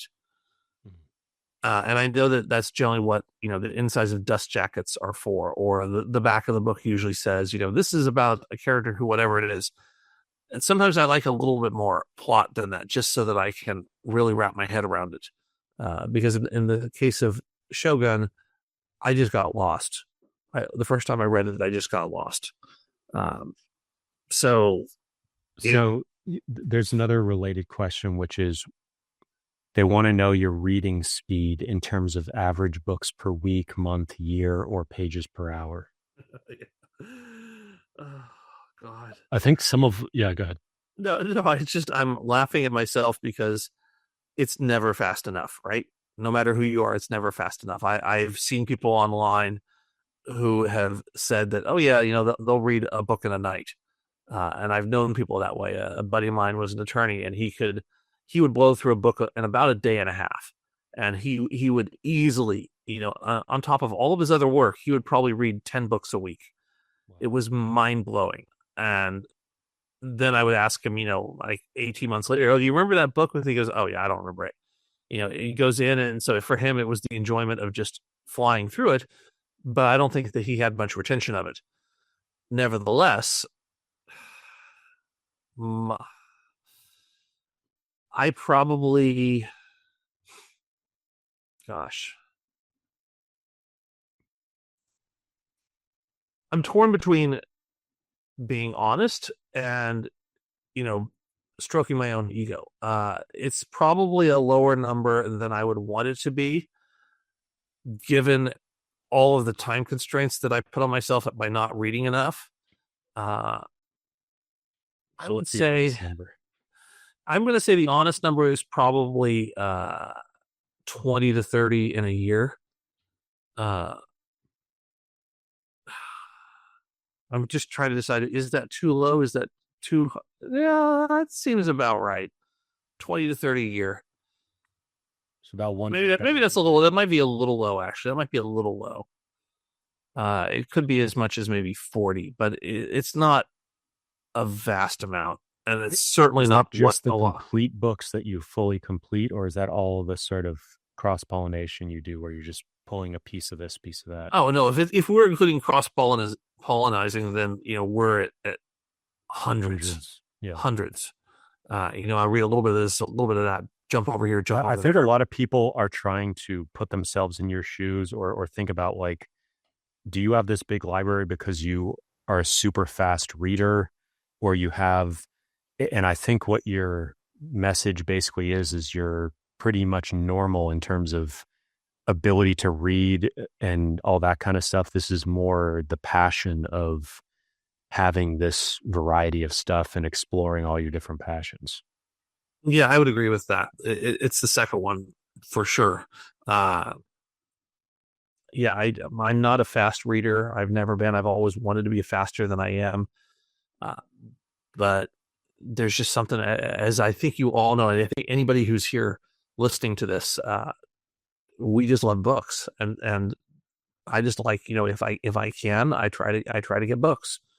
I like having them. I like having them around me. I like having all the knowledge and all the stories around me at all times. There's actually a big difference between fiction and nonfiction. And with nonfiction, at least for me, I want to be annotating and maybe taking notes, and that really slows you down. But you need to do it if you want to retain, like your attorney friend wasn't retaining anything. So it almost doesn't matter how fast you go if all the water is falling out of the bucket. It doesn't matter how fast you fill it up. So how do you read any way differently when you're reading nonfiction? Do you take notes or add marginalia? I occasionally add marginalia. I used to do more of that when I was younger, and I've gotten to a point where I'm torn, because sometimes I think to myself, does my note really need to be in the book, or can I put a note like on my phone, on my notepad on my phone, and then I don't have to mark up the book? But then I say to myself, well, it's kind of fun when you see it in the book. And it's not like you're going to sell this book and it's going to lose value because you've written notes in it. So I'm torn that way. I go back and forth. But ultimately, yeah, the way I look at things, I think I made no qualms about this when we first started talking, Timothy, is that I come at this very much more as just somebody who appreciates books, and more as a collector than as somebody who, I don't buy a book to read it that night. I buy a book because I appreciate the book, and I want to get to it at some point. Oh, Proust, yeah. I've read some of that. I haven't read the whole set yet. I've read the first one and parts of the second one, but I haven't gotten into 3 or 4 yet. Can you just talk about what it means to be a collector? Because I think for people who aren't collectors, it almost doesn't make any sense. Like, outside of super rare stuff where you wouldn't even have it. Greg, you're weird. Explain why you're weird. Uh, when I say You're collector, talking about a middle ground, right? Super collectible stuff that's signature first edition. You don't even let it out into the sunlight. It's locked away. So yeah. So that okay, you're right. Thing. Yeah, you're right. That's a real collector, and that's definitely not me. I am maybe an acquirer or an appreciator. I just These are collectible editions, so I think you're still a collector. You're just maybe not a rare. It's not that they're super rare necessarily. It's that they're high quality, good to look at, and they have like intangibles. yeah. Well, like on this page that you're on right here, if you scroll all the way over to the left, you see the Travels of Marco Polo, just to the right of the areas. That was one of the most interesting books I ended up getting for $1.50 at a used bookstore years ago. And when I opened it up, there was a crisp $5 bill in it from, I want to say it was like 1930 something in there. Just a brand new, beautiful looking $5 bill. And that was the adventure for me. That was sort of, that summed up like, oh wow, there's, there literally are valuable things inside books. Usually it's the content and it's not actually, cold cash. But I look at it as, gosh, I could be, we all acquire things, whether we're acquiring memories or, we go on restaurant trips or we go on vacations or we buy shoes or again, alcohol or cigarettes or cars or whatever it is. It just happens that my thing is books. And I can't, as you are all very much aware, I am not hugely knowledgeable about a ton of different subjects. I like to think that I have a surface level of knowledge about a lot of different things, but I rarely have deep knowledge about multiple things. What is your thought process when you see like some of these sets? How do you do you discover it via one volume of the set and then you think to yourself, I want all of these? Or do you usually discover them as sets and you say to yourself, I want this set? It's usually one. I'll discover one first and go, oh wow, that was a good book, and then I'll get the others. Like with all the Rick Riordan stuff, or any of the genre fiction, I'll pick up one, and if I like it, then I'll keep reading in that series or by that author. Do you usually buy them as a bunch of individuals on Amazon, or do you usually look for where's this sold as a set? Usually I buy individuals, and then I kick myself when they come out with a great looking set like 18 months later. So I'll buy something on the, the new fiction table at, Barnes and Noble or wherever it is. And then over time, yeah, like I said, they'll come out with a nice edition of it. And I'll go, well, do I like it enough that I want to buy that nice edition or not? With Proust there, I had that first book of Proust, just to the left of the box set. And then I ended up purchasing the box set. And so now I'm going to be giving away that book just to the left of the box set because I had downloaded the box set. So somebody asks, you already said you only read in English, but somebody asks, which languages do you read in? How has that influenced your collection? I desperately want to learn to read Latin. I want to learn ancient Greek too, but well, here's the thing. I mean, don't we all want to have all knowledge, right? I mean, that's, I think what we're all kind of into is omniscience, and to be able to, I've seen these YouTube guys who can speak. What's the guy's name? Walter. He's Dutch and he speaks something like 29 languages, and he goes around speaking one of his 29 languages to people. And I just think that's the coolest guy I've ever seen in my life. And that's what I aspire to. And to be able to, read books in the native languages, or to be able to go through any of the Loebs. We'll start off with the book itself or the story itself, and then go to the Loeb and read, the end notes on it, or see the direct translations. That's a dream. And that's something that, unfortunately I have other priorities as well, as we all do. but that's definitely something I would like to do, is to be able to read these books in their languages. Yeah. Another question, which is really you're going to be answering that in part 2, so we'll get to it there, but it's what's your favorite books in your collection? So we've already filmed that stuff a while back, and we have more of that coming at the end of our time today. So there's the one sitting beside me right here. Yeah.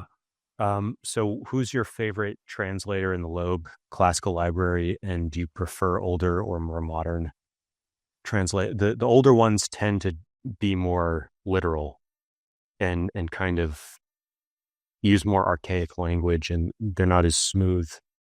At least that's my opinion. What criteria do you use to evaluate different translations? Well, since we're talking specifically about the Loebs, that was going to change my how I was going to answer it, because I was going to say, if we weren't talking about the Loebs, one of the first things that teacher put into my head that I think we can all appreciate is that anytime verse is translated into English where it rhymes in another language and then they make it rhyme in English, the translation is not that good. Because how could they, if it's rhyming in one language, how can they make it rhyme in another language and still claim that the translation is acceptable? That was something that stuck with me for years and years and years. And I've probably backed off even that a little bit, because if it's entertaining and if it's getting 99% of the knowledge across, or of the original intent across, does it really matter about that last little bit? And I think academically it might, but I think to somebody like me, it doesn't really. But to your question about the Loebs specifically, man, I haven't read enough of them to know. I know that I prefer, when it comes to Homer, I prefer the Fitzgerald translation to pretty much anything else that I've read, but that's also because I started with Fitzgerald, and I've read Fagel's, and I just didn't like it. I've read a bunch of the other translations of Homer that just didn't, and of Virgil as well, that just didn't, I didn't feel it. But I think so much of it, it's like, man, I don't know. I almost want to, I almost want to make a joking answer about it, because I think it's so deeply personal. It's kind of like pros and cons to both, in the sense that, when you're new to this kind of stuff, you may gravitate to what's more familiar to you and seems more like modern day English. But part of appreciating more literal translations is or another thing they do in the older versions is they'll look for the cognate Latin or Greek. So if there is a word, even if it's pretty rare or archaic in English, if it has the same root as the Latin or Greek they're translating out of, they'll use that word instead of a more commonly used English word. And so when you maybe have learned a little bit of Latin or Greek, or you just want to get more into the Latin and Greek grammar and appreciate the rhetorical devices that aren't translatable, you might appreciate more the literal translation. So, yeah, agreed. Okay. Favorite books and translations. So we finished up that stuff. There was a question about the Oxford, or that's coming in part 2, and later in this video. Do you have the Oxford Anthology of English Literature, Volume 2? No, I don't. I was a Norton guy. I have the Norton Anthology of English Literature, several different versions of that. Actually, yeah, it's on this page. So this page, or was it the one right before it? There it is. Bottom shelf. Pink book. There it is, just to the left of the cursor. The Norton Anthology. Oh, that's the Norton Anthology of Poetry. I'm sorry. Yeah, there they are. The Norton Anthology of English Literature. Those books on the left. Yeah, those were the books that I studied. And I was always upset that I couldn't find them in hardcover. I tend to have a bee in my bonnet about paperbacks. I much prefer hardcovers if I can get them. You do go for a lot of Oxford stuff when it comes to verse. Yeah, because I found the Oxford Book of English Verse, that old one right there, the small dark blue one right between to the right.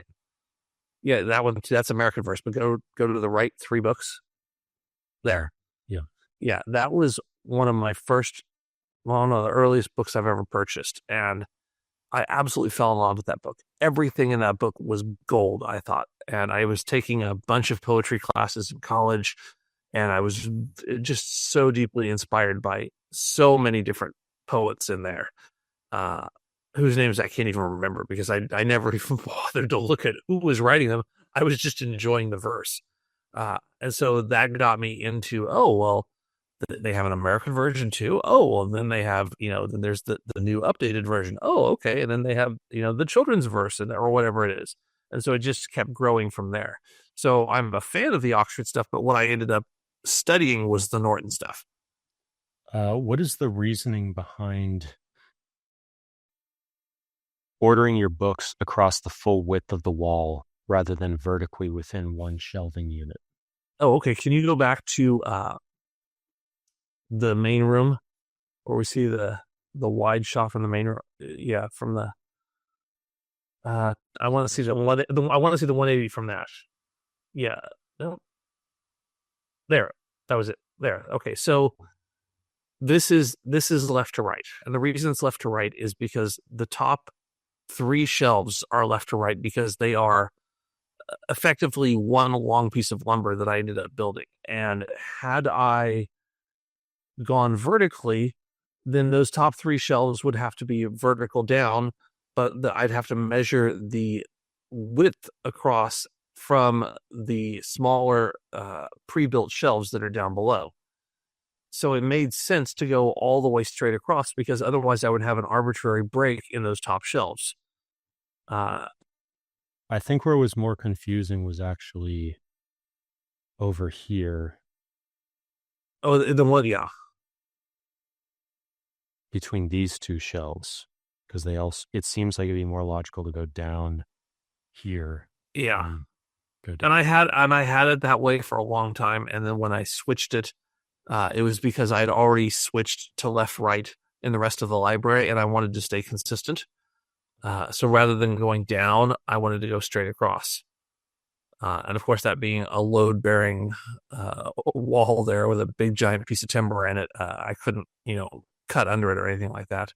But I do know too that when I go with, if I should say, this is a big if I ever go with full built-ins, I will lose the top shelves all throughout for the built-ins. Just like I did in that little hallway section where you saw the actual built-ins, that would continue. So I would end up losing the top row. Let's see there. Yeah. So you can see that like way up top there, that's probably about 8 inches from the ceiling down. So that would effectively cut into my top shelf all the way around. And then the idea to be there to hold the bookcase to the house, to the structure. But then we decided that if you go down to the next horizontal beam below that, one up, just up one. Yeah, right there. The wide piece. That's where we would hang the ladder rail. Because of course we'd have to have a ladder. So that at least makes up for it. Even though I would lose a little bit of space, I would, gain a ladder. What was the reason for not separating that top level?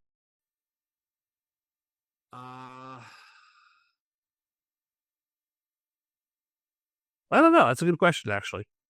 I'm not sure about that. I think the idea was just put big oversized books there. I don't even know if the carpenter and I discussed that, or if he just I think he came up with the idea, and I just looked at it and went, it's good. I'm into it. He could have put something there, but it didn't need it because it didn't need the vertical support because it was such a small shelf. Whereas the vertical support was needed in the larger shelf because it's all one piece. So we have a somewhat maybe the most controversial question. Why are the green and the red mixed? Why don't you keep them separate? Okay, so here's what I'm going to say. I challenge you to get the entire Loebs and to separate them yourselves and to see if you can have it make enough sense that it works, because I tried it and it didn't work. First of all, there's the ease of always knowing that the next new book goes on the bottom. But if I organized everything by Greek and Latin, first of all, I'd have to do that. So then I'd have to put the Greek first because G comes before L. So I put the G in there first, and they're all alphabetical. So, Sophocles comes after Plato.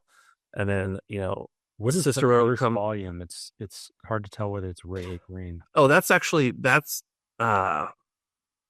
one of those Loeb index books. Oh. So that's actually the first volume is the green one. Can you explain what the index book is? It's an overview. It was actually published. It's a paperback that I got that was published. Well, certainly, while they were still printing the series, but years ago. So it's not right up to the moment with what they have out now. But it was just a little overview on, what are the different 2000 or 1980. When we take a break, I can run and grab it. Or I can actually like to see that if you could fit the overhead thing. Yeah, I can do that. So the series does start off with mostly green. Yeah. What I was thinking is you could have started the greens up top and the reds down halfway down and kept them in numerical order. So you'd pop them in numerical order and you would be able to find them in roughly the same way. Well, I'm not so sure because I spent a good 2 weeks trying to alphabetize because I tried this attempt. That's different. That's alphabetization. I'm talking about keeping them in numerical order of volume 1, volume 2, volume. I see what you're saying. I don't. Well, I think that strikes me. I could just off the top of my head when I think about that. I think, okay, great. So the greens are in order and the reds are in order, but then why aren't they in order together? In other words, I'm arbitrarily breaking up the order, but why? Because if I'm still going back to using the numbers, then why not just have them all by the numbers? Why break them up? I think some people just maybe find it very visually jarring. And it sounds like you're the opposite of that. You like this sort of interesting patterning. Yeah, it's almost like a Christmas tree that the reds are the ornaments and the green is the tree, and you put ornaments in different places on the tree. Yeah, there is sort of a tree shape here. There you go.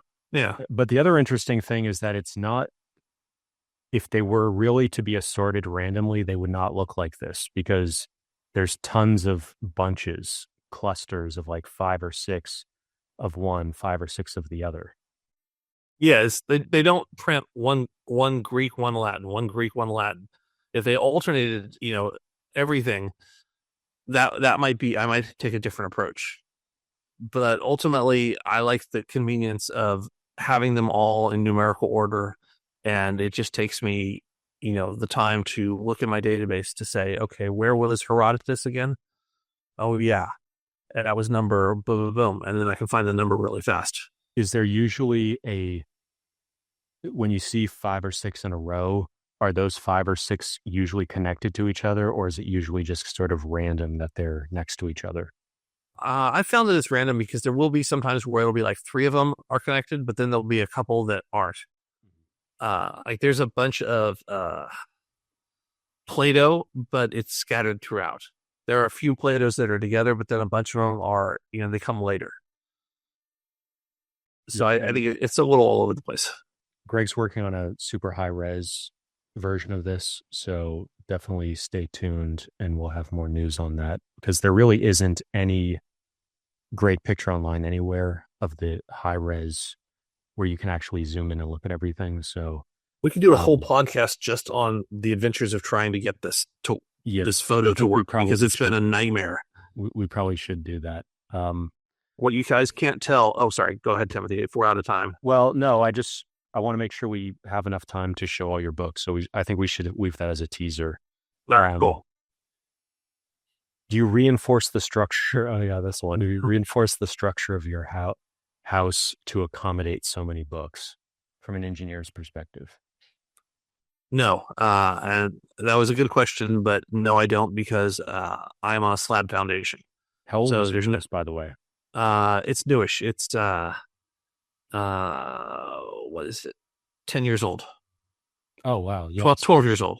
You can pretty much do whatever you want, and there shouldn't be any issue. The house doesn't sag, and it's on a slab foundation, and most of the books are, obviously on the first floor here. So it does have an upper story. But even then, the floors are pretty strong. So I'm not terribly worried. If I were in an older house or something like that, I would definitely want to make sure that, I had spoken with an engineer or something beforehand. How do you keep the dust at bay? Everything looks really pristine, which, yeah, like it really does. And you were saying you move stuff around a lot, but that really doesn't fix it. You have to. I mean, there's like what you're not seeing is that, like, on the top of each of these books, like if you pull down like 5 of them and you blow on them, dust will come flying off. Oh, okay. So the covers are dusted moderately regularly. I try to wipe down the shelves when I can, but of course I got to be really careful. Like, I use a very mildly damp cloth to wipe down the front of the shelves, but that's better on the shelves that are stained than on these, because this is just raw lumber. This stuff isn't even sanded down. So these are really rough. And if I run over this with like a paper towel or something like that, it'll just grab the edges. And you can't see in these pictures, but there are little bits of fluff where, like, I walked by with a jacket and I grabbed some of my jacket. So some of my jacket is hanging off these shelves because the edges need to get sanded down and things. Okay. But I guess the easy answer is there's more dust there than you think, but ultimately I try to keep the faces clean. There was something about brackets. I don't think. Oh yeah, all those brackets. Yeah. So all those brackets are blind studs. You use. Somebody wanted to know. Oh, yeah, those are just Amazon specials. I had used some brackets. They look like this, like an L bracket. Like, this will go on the wall, and then this will go under the shelf. But as you put books on it, it starts to do this. So then I started looking for a bracket that has that sort of hypotenuse, that cross brace on it, that'll keep it flat. And that's where I ended up getting all of these, is looking for cross braced L brackets. And you can, every hardware store or online, home improvement kind of place is going to have those things. You have any shelves that you recommend? Any brands? Or even any types of wood? Like, what type of wood are you using? This is all oak. Everything in here is oak. Oak is a nice hardwood. I am a very amateur woodworker myself, just for fun. So I know very little about this stuff, but I know that everything in here is oak, and I know that the stupid answer to the question is the best bookshelf is the one that you can afford. And the one that fits in your house. After that, if you can do full customization, then yeah, of course, that's the best way to go, is to hire a professional and have it done perfectly. That's always the best way to go. Do you think they'll stain this wood? No, I think it's either going to stay like this forever, or I'm going to have built-ins put in. Okay. But more than likely, I will be moving out of the house before I do a full build of the entire place, because if I do like one wall, I'm more likely to want to do more and more of the library. And as it is, I'm at a point now where I would almost rather have a place that I know has more room for the books, because this layout is, me making it work. So how serious are you about actually moving? Oh, at some point, I mean, oh, yeah, it's not kind of a, like, I'm going to move because I need more space for books. It would be more of a, we all move at some point in our lives. So when and if that happens, I'm going to try to find that our next place will maybe have some more room, be in a, possibly a cheaper area, have some more room. Maybe even I'll have a budget to be able to do a full built-in everywhere. As a woodworker and bookcase builder, I'm curious about your shelving and build-ins. Do you have any advice? So we already talked about that. Cataloging in software. Readerware. Yeah. Readerware, 100%. You have to pay for it again. And it's not, I think it's well, actually, I don't want to say, I don't know what it is, how much it costs now, but I highly recommend Readerware to everybody. Now, some stuff more on your personal background and motivation. When did you decide to build this amazing collection? Wasn't really a planned thing, I guess. Yeah, exactly. It was definitely not planned. It's just one of those things that, you look back over time and realize, oh, crap, I have a lot of books, don't I? Yeah, it's all pretty much just chaos. When you last moved, what was it like to move all of your books, and how did you basically do that? Well, I've been here for 10 years, so the majority of the purchase of what's here has been probably in the last 10 years, because I finally got to a place where I had settled down and I said, okay, we can do this. But I remember the last move before we came here, I still had 80 boxes of books. And can you go back to one of the wide shots? Yeah. Is this good or? No, I want to see an actual, yeah, okay. So yeah, this is fine. So let's look at one of the pockets of one of those pre-built shelves. So just one pocket there. And so that one pocket represents one box of books, possibly even 1.5 boxes of books. So you can kind of count up, you need a lot of boxes for this sort of thing. And I ended up having, I think it was 80. And when we first moved in here, they were stacked in this room almost to the ceiling. And fortunately, I had numbered them all previously. So I knew, okay, I'm going to open this box first and then this one, which was helpful. But now I have no doubt that I am 2 to 3 times that number of boxes. Those boxes must have been really heavy also. Yeah, they're the small, like the little U-Haul boxes. They're not giant boxes. So maybe like an 18-inch cube or a little bit 15. A little bit bigger than that. I'm trying to think. What are they? They're probably 24 by maybe 18. Yeah, maybe you're right. Yeah. Whatever the U-Haul, if you go on the U-Haul's website, they list, they call it a book box. That's the standard size. Probably reinforced specifically for books. I don't actually think it is. I think I think it's just cheap cardboard. But I mean, yeah, your point is valid, which is that they should be. But that this represents a lot of cardboard. And when I go to move, it will definitely be a lot of cardboard. And maybe I'm being too naive, but I'm not terribly worried about it. I have unboxed and boxed books so many times in my life that it doesn't really matter. It's just, yeah. More the same. Anything special you need to do, you just sort of box them up.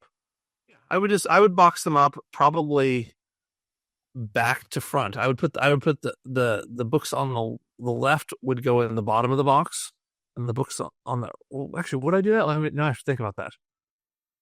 I guess it doesn't really matter as long as if I want to keep them in a very specific order.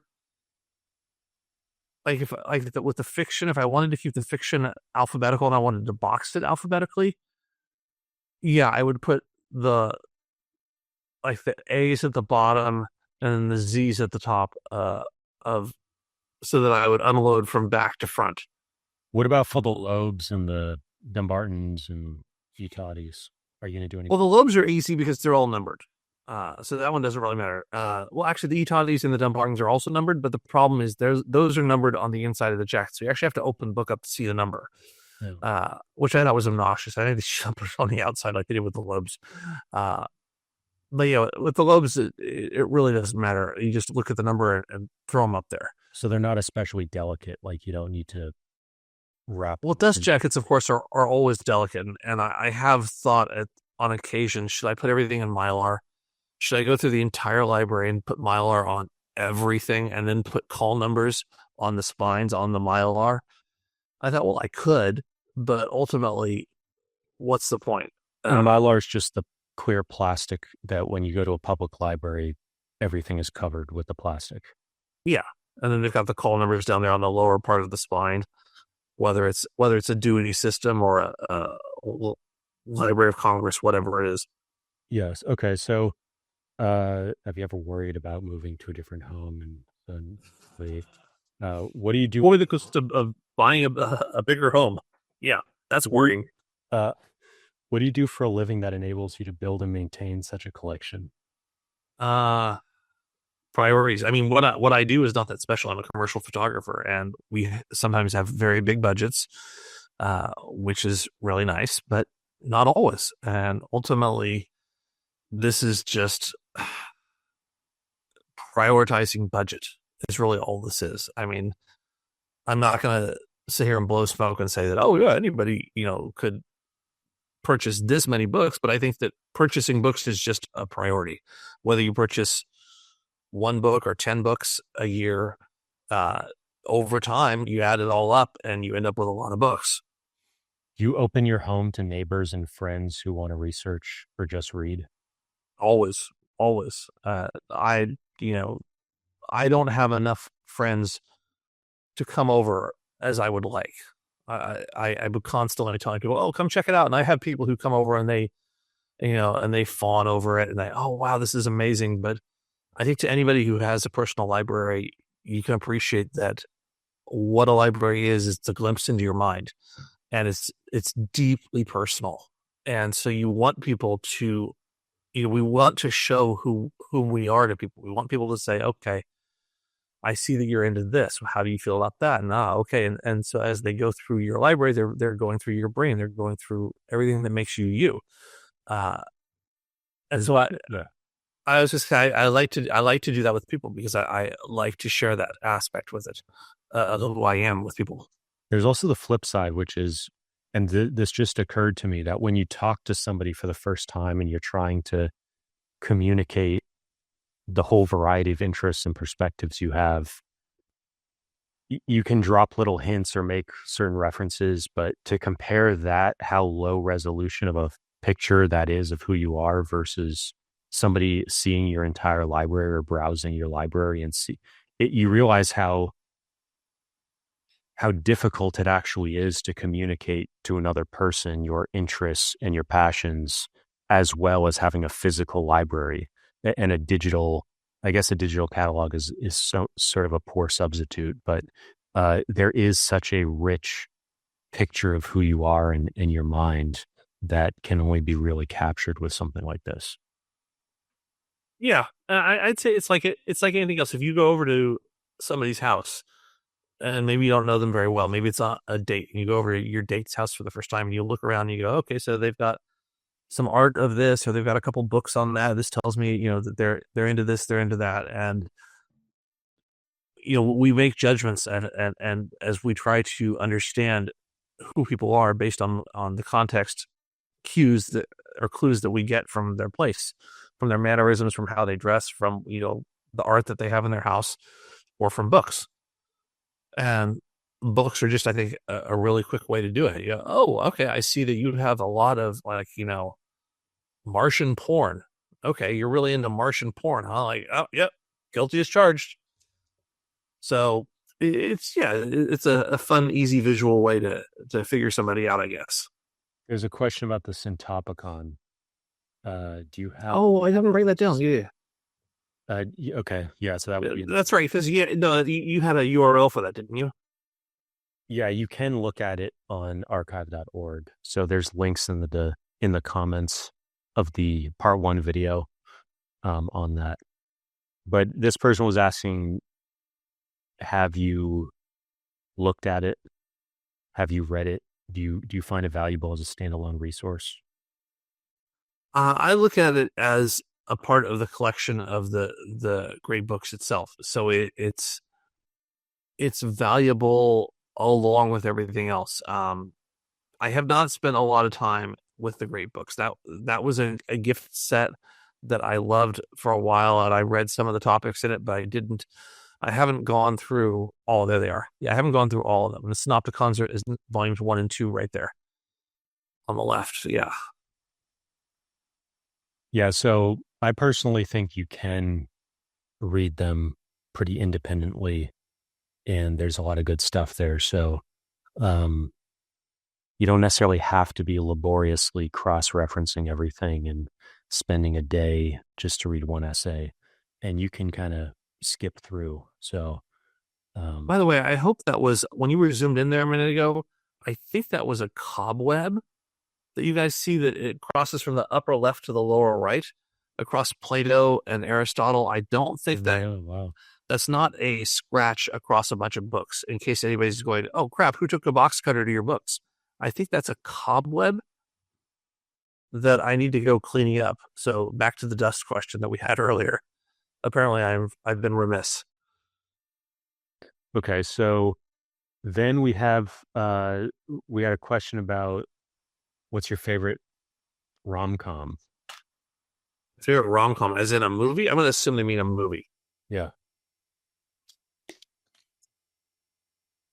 Well, it's hard to say no to You've Got Mail because of all the books. I mean, I think that was a leading question. I think that's probably where you're going with this, right? I'm supposed to say You've Got Mail. Can you just explain that for people that don't know? You've Got Mail came out it was a Nora Ephron directed title that came out, I want to say, what was it, the mid 90s, like 94, 93, 94, 95, somewhere around there.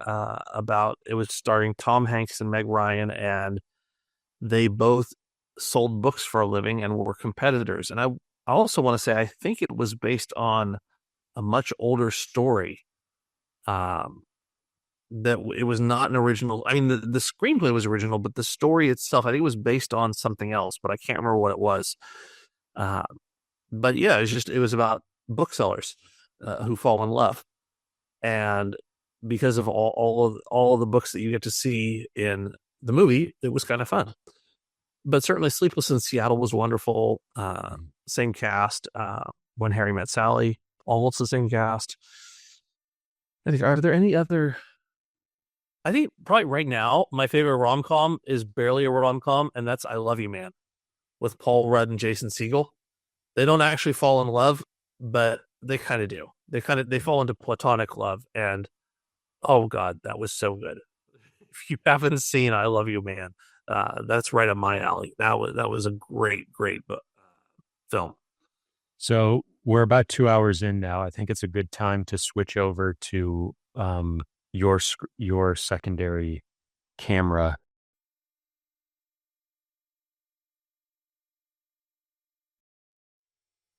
I'll say it's worth mentioning too, I'm actually bleeding for the cause here.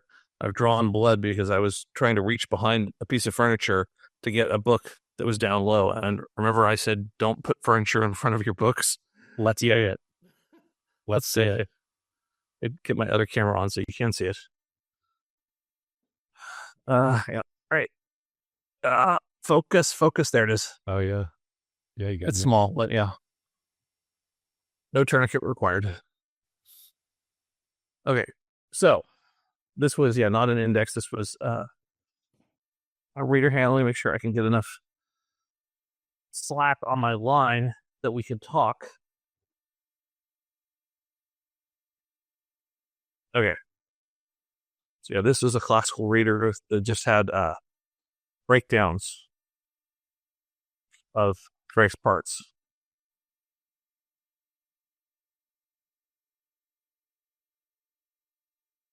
So it's really an anthology. Yeah. Can you show the table of contents? The basic idea of this is like a sampler. If you're not sure you're ready for the whole set yet, you get this, and it's sort of a highlight reel. Could you, show it up a little closer? Yeah, 2006. I'm going to go to the next page as well, because I think there's contents on the next page. Yeah.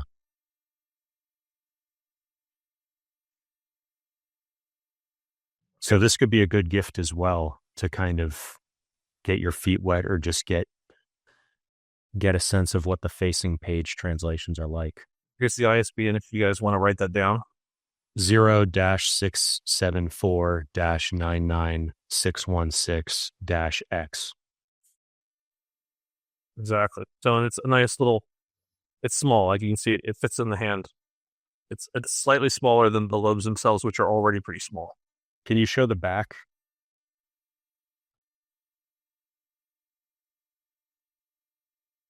Sorry, I'm moving around a little. Let me see if I can stabilize it. That's good. So people will be able to pause that and look at it. Did you have anything in particular to say about it? I mean, it is a good one to. This isn't the index. This is something else. Yeah, no, this is, I actually got this many years ago before I even got fully into the whole set. I just thought, oh, okay, maybe this will give me a breakdown on what it's all about. And it was just nice to have it at this point because it matches. It matches the set. And you can see how how well used it is. The spine hasn't even been broken. I have barely opened this thing. But it puts a nice little addendum to the set. They put the Latin on top and the Greek on the bottom. Sons of bitches. Yeah. Wait a minute. There. No, they put the Greek on top and the Latin on the bottom. So that's that book. Let's see, do I have... Sorry, I'm constantly struggling because I'm on these headphones that are wired and I can only move so far. And actually, I already know you're losing me on microphone a little bit, aren't you? No, you sound good. Okay, good. Okay, so a couple of interesting books here. This is Thomas More's Poetical Works. By the way, how many... we have about 45 minutes left, so okay. How many books do we have here to go through? 1, 2, 3, 4, 5, 6. Okay, so we've got plenty of time to go into each one. So yeah, go ahead. All right, so this Thomas More, these are all, again, I think, rebound. I don't think any of this is original, but let me see if I can get this open. So, actually, I need to make it so you can see it. So who do you go to rebound a book? Who do you call up? Or what? You look for binderies. Binder. And I found, many years ago, I found a binder who I wanted a dictionary rebound. And I think, Timothy, you and I spoke about that at the very beginning of the video, of the main video, I think. And the binder did an absolutely piss poor job. And it came back to me warped and all bent out of shape. And yet they were still happy to take my money. And I was really mad at them. So I found a better binder who said, yeah, those guys were idiots. And I'm sorry they took your money. I'll do it right for you. And then they did it right for me. And so finding the right binder is very important. How much is it cost roughly? Is it like a couple $100? Yeah, I think it can be a few $100 or more depending on what they're doing. Per volume. Exactly. So it's got to be something really important to you if you want to do that. Sorry, I keep looking at the camera. I realize I don't have to look at the camera because I'm off camera right now. Do they generally come up with all the design stuff themselves, like what the cover should look like and what materials, or do they customize it with you? In my experience, it's full custom. They will make suggestions like anybody else. When you're providing a service, you can make suggestions to the client, but then it's up to them ultimately what they want to do. Like, no, I want it wrapped in, zebra skin, and then I want it painted neon. Well, okay, they can do that for you if that's really what you want. But let me see if I have that book. Oh, yeah. Have you ever gotten something gilded? I have not. That sounds like fun, but here's the book. I'm going to have to move my camera up. Hang on, let me see if I can make some room here. Too many books. We'll put those right there. So this was just a dictionary that I had. It's just a cheap old Webster's dictionary, and they did all of this because the dictionary had ripped. It was just a Webster's, nothing. The dictionary itself, brand new, I think was like $15. I think people are wondering, why would you rebind? Oh, because it has your markings in it. Yeah, it had once upon a time, I was looking up, every word I looked up, I put a check mark next to it. Can you hold one of those check marks entries up? Because you can't read it unless it's pretty close. Here is, I looked up coconut palm. And then here I looked up cockle. So just anytime you look something up. Yeah. And this, of course, was before the internet. I looked up gregarious, grieve, Greek fire. So I think you can pretty much, oh, wow. And I'm just randomly opening pages. And you can see that I've got markings on a lot of these. Wow. Is it actually? How far does this go back? You mean how? Sorry, what do you mean by Did that? you start marking these off? College. Okay. Yeah, I got this. I got this in college. So there's sort of decades of memories in here. Yeah, but you could see it's just they did such a nice job binding this thing. I'm so happy with this. It's just and it's even got the tooling on it. So is that custom, that tooling? I'm not sure if they. I think actually it is. I think it is. They didn't charge me a lot for it. I think I ended up spending. Well, I mean, I still spent like 10 times the price of the dictionary on the binding for it, but I was very, very happy with it. I think I was probably, I had this done 30 years ago, and I probably spent $350 on it 30 years ago. So it wasn't cheap, even 30 years ago. But to have something like this, this thing is going to last and last and last. And so I'm really happy with that. I mean, the paper's going to fall apart before the binding does. And yeah, the paper's already not super happy. But that was fun. What else do I got? Okay, Victor Hugo. Toilers of the Sea. And then, what is it? Hunchback Notre Dame. Could you bring those spines up a little close? Oh, I'm so sorry. I can't really see what I'm doing. Okay, there. Yeah, that's great. They have so much intricate detail. I just want people to get that. There's a term for this design. I can't think of what it's called. It's a famous term. It's not just whorls. It's got a name for it. I don't think it's marbling, but it might be marbling. It might be marbling. It's something like that. Oh, look at that water damage. So it came with this. This is not my water damage. It came like that. Got a nice little inscription. Fountain pen. Yeah. It's interesting because it's in cursive and kids are not being taught cursive anymore. So is that a bad thing? Well, it makes it harder to read handwritten things of days gone by. That's for sure. Like my son can't read cursive. And so if I show him something in cursive, he goes, what does that say? But yes, this is from 1890, Little Brown and Company, this whole set. And it's a set of, I want to say it's about 8 complete volumes of all of Victor Hugo's work. And Toilers of the Sea, by the way, is a very, very good book. This one is it. And see, you can see it's coming undone here. So this one could use a little bit. Hang on, I'll make it so you can see it. Yeah, it's sort of. It definitely needs a little bit of love. So I might have to send some of these in. And the same thing for this one. This was The Hunchback of Notre Dame. But you just see, it's a cool little series. I really like this little series. They've got these little illustrations on the front. Yeah, what is that paper called that covers can you explain why that has the fly paper, I think it's called? Yeah, this little rice tissue paper. Yeah. Yeah. I don't actually know what that's for. I know very little about book binding. I should probably know more considering how many books I have. I think it's just when it's wet or when it's fresh, they don't want that black ink pressing into the title page. That would make sense.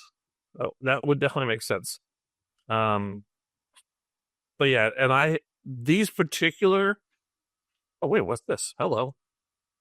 What is this? What do we have here? Wow. Is this anything special? Oh no, it's not. Okay, it says. If you can read that, I'm too close. I'm backing away a little so I can read that.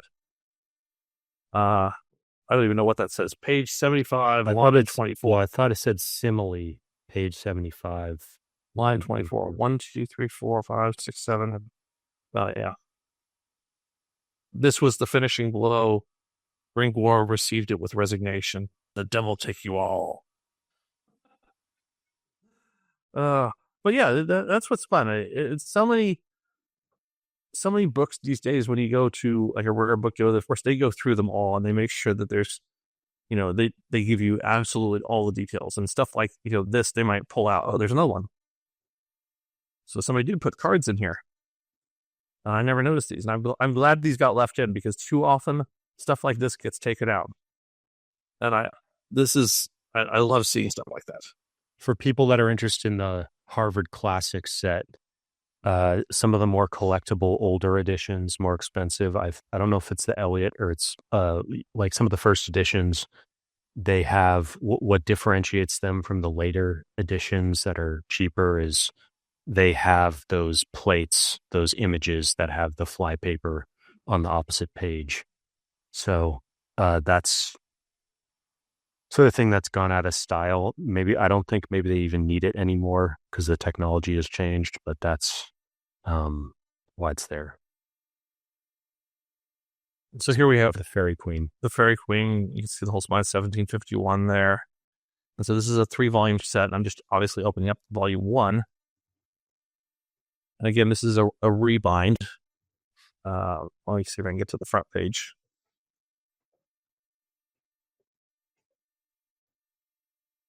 I know you can't see the whole thing yet. I'll make it so you can see it.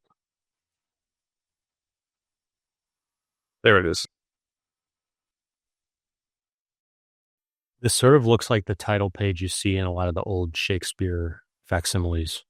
Exactly. To the most high might. Can you see? Oh, you can't see that yet. Fortunately, these are nice and easy to read.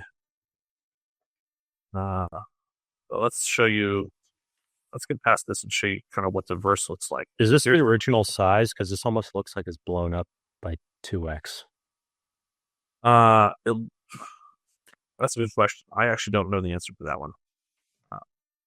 Still up here. I mean, it looks really nice. This stuff, I mean, that would be too small. Yeah, this is all would be shrinked. Index. Let's get to the. Got a lot of stuff. Okay, here we go. Here we go. Now we're starting. Let's get to the beginning here. I'll show you that. Oh yeah, let me show you a picture. There's a picture. Error defeated by the Red Cross Knight, attended by truth. There it is. The first book of the Faerie Queene, containing the legend of the Knight of the Red Cross, or of holiness. When was this published? This is, I think, what did we say, 1791? Is that right? Yeah, there it is. 17, 15, 16, 17, 51, 1751, not 1791, sorry. LI, 51. So this was before the standardization of spelling, and that's why containing, for example, is spelled differently with a Y in the middle. Yeah, so like OI, the man whose muse, so that those are S's, whose muse Wilhelm did mask, not make, it's mask, because that's an S, as time her taught in lowly shepherd's weeds, and now enforced a far unfitter task for trumpets stern to change my note in reeds. Can you hold that up? Yeah. Just for this page so people can screenshot it or whatever. Is that a famous intro, would you say? Like, do people who study... I don't believe it is, no. Okay. Well, okay, to people who study it, well, maybe. But yeah, all 3 volumes of this are just lovely. You can see how big they are. I mean, my hand is not small, and these are very large. So these were rebound. Yeah, I'm pretty sure they were. They came to me this way. Okay. Right. And that's why I fell in love with them when I saw it. Especially what I loved is this little sort of gold filigree or whatever that is. I absolutely loved that. And I loved the color of these things. They had this real, like almost a cinnamony look to them. And they even have, let's see if you can see it here. I might have to move the camera some more. They've got there. It's got little bookmarks, a little satin bookmark in each page so that you can open it up. These are, they're just so nice. And the problem is you can't smell them. Like every time I grab a book, I was gonna say every time I grab a book, I always have to smell it. And these smell so nice. Oh, this room right now really smells good. It's kind of like when you go over to somebody's house and they're making bread. And you can smell the baking of the bread. Oh, well, I'm going to show you this one then. So this is the book that I'm trying to think, have I spent more on any books than I have on this one? No, I haven't. So this is the Kelmscott facsimile of Chaucer. And I just got this one because I have another Kelmscott facsimile of Chaucer. But when I saw this one, this is the Folio Society. This is a lot bigger than mine. So you didn't have this when we did part 1. Exactly. I just got this. Wow. And this, this is wonderful. Let me show you. Let's look at those little things that it came with first. Oh, these are the receipt from the book dealer, I think. Let me see what this is. Any of it like folios, special Folio Society stuff they put with their books? So that's a bookmark. Yeah, this is the goat skin used on the binding of the works of Chaucer, natural products characteristics. So do not store near a radiator. Regular handling will allow the leather to absorb some of the oils. Do not use polish unless containing beads, wax, and then only sparingly. But what I want to show you, for those of you who don't know the Kelmscott facsimile, get ready for it. Oh, this is such a joy. Look at that. Look at that. Oh, this just gives me chills every time I open this thing up. Wandered April with his shoulder salt the rotte march hath passed to the rotte, and the bathed every vein in switch liquor of which wert one gender is the four. Oh. Can you hold it up? Because people aren't going to be able to see. It's too small for them to frame. It's also hard to hold up. Yeah, it is. That's great. But just look at the detail in this thing. Here beginneth the tales of Canterbury. So what is the prologue thereof? Who is that in the picture? I believe that is just a pilgrim. It might be the narrator. I've never actually looked into that one. But so then it's an illuminated smell of this book. Would this just be called an illuminated text? I believe so. But I even how they, the first letters get blown up like that, like experience, and then are each of them unique? I think they are. That's actually a good question. I'm just trying to see. Like, there's a B. Okay, so these are both B's. This B here and this B here. This one is dark. This one's light, but they are the side. They're similar, but they're not. They're different. There's also the little leaf icons everywhere. Yeah, exactly. Is that a new paragraph? I believe so. Yeah, I think that's exactly right. Those are new paragraphs. Does this stuff ever have line numbers in some editions? In some editions, yes. Not in the Kelmscott, but in most editions of Chaucer, they have line numbers. And let me see, where did I put my... Oh, here. I got to take down the headphones for a second just to show you the case it came in. I'll be right back. Okay.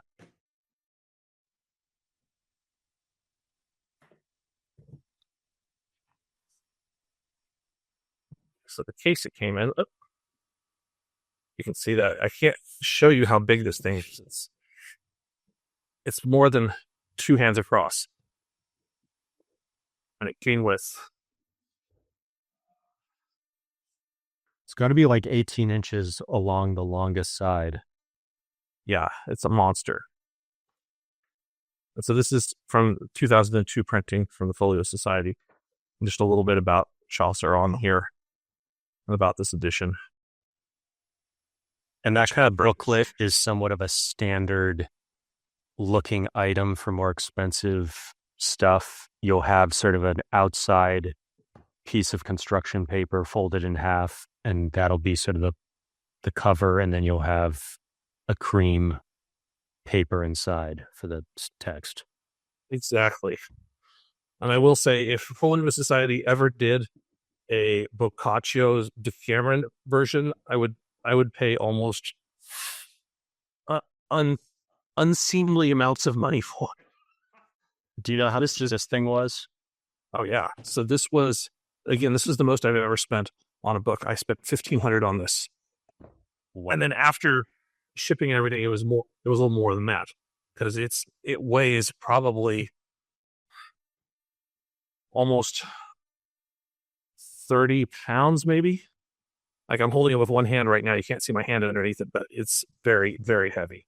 What do you think is I mean, when I was looking at that, I thought maybe 500, but 1,500 seems like there must be something I'm missing.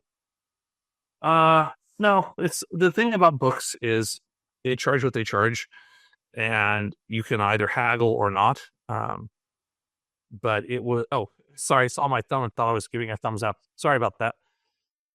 I think I overpaid, but I wanted this desperately, and I couldn't find it cheaper. So you bought it direct from Folio Society? No, I bought it from a used book dealer. Oh, okay, that makes sense. So there's always markup there. So did I get taken a little bit? Yeah, no doubt. Do you know what it retailed for originally? That I don't know. That's a good question. I don't know that one. Yeah, I'd be surprised if it retailed for over 1,000. But yeah, I think it probably would have been about 900. Because I know that, like, what is it? The Hobbit just went out for 900, and I know that one got snapped up in a day. Yeah, that's part of the whole dynamics with some of this stuff where it's limited editions, and so you may have to get it on the secondary market at a 1.5, 2x or more. Yeah. So here is a book of Chatterton's poems. It's got a little bit of damage right here. Let me see if you can see that. Oh, hang on, I'm sorry. It's got a little bit of damage just right here on the edge.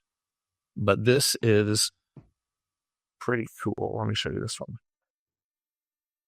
So this was 1782 is when this came out. And the reason I got this is, hold on, let me see if I can show you something interesting. This is the complete work of Chatterton, who used a pen name Thomas Rowley. And if anybody has studied this guy, you're going to know more than I do, because I just read the Wikipedia, which is what really got me into this. This guy wrote from when he was 11 years old to when he was 17 years old. And then he committed suicide at 17. So all of these were written by a young teenager. This entire thing was written by a young teenager. And what he did apparently was the title of the book is Poems Supposed to Have Been Written at Bristol in the 15th century, even though he wrote it in the 1700s. But apparently at the time, some people believed that these were actually, that he was simply collecting the poems from the 1400s. And I think somebody even authenticated his writing as, oh yeah, no, that's definitely from the 1400s. And so he pulled the wool over a bunch of people's eyes. I just wanted to make one point on that. The title page, if you can go back to it. You see could you hold that up, the ampersand plus the C? It shows you sort of the predecessor for etc., which is et, which is Latin for and then C. So yeah, I just wanted to point that out. I always read that as and company, even though it's etc.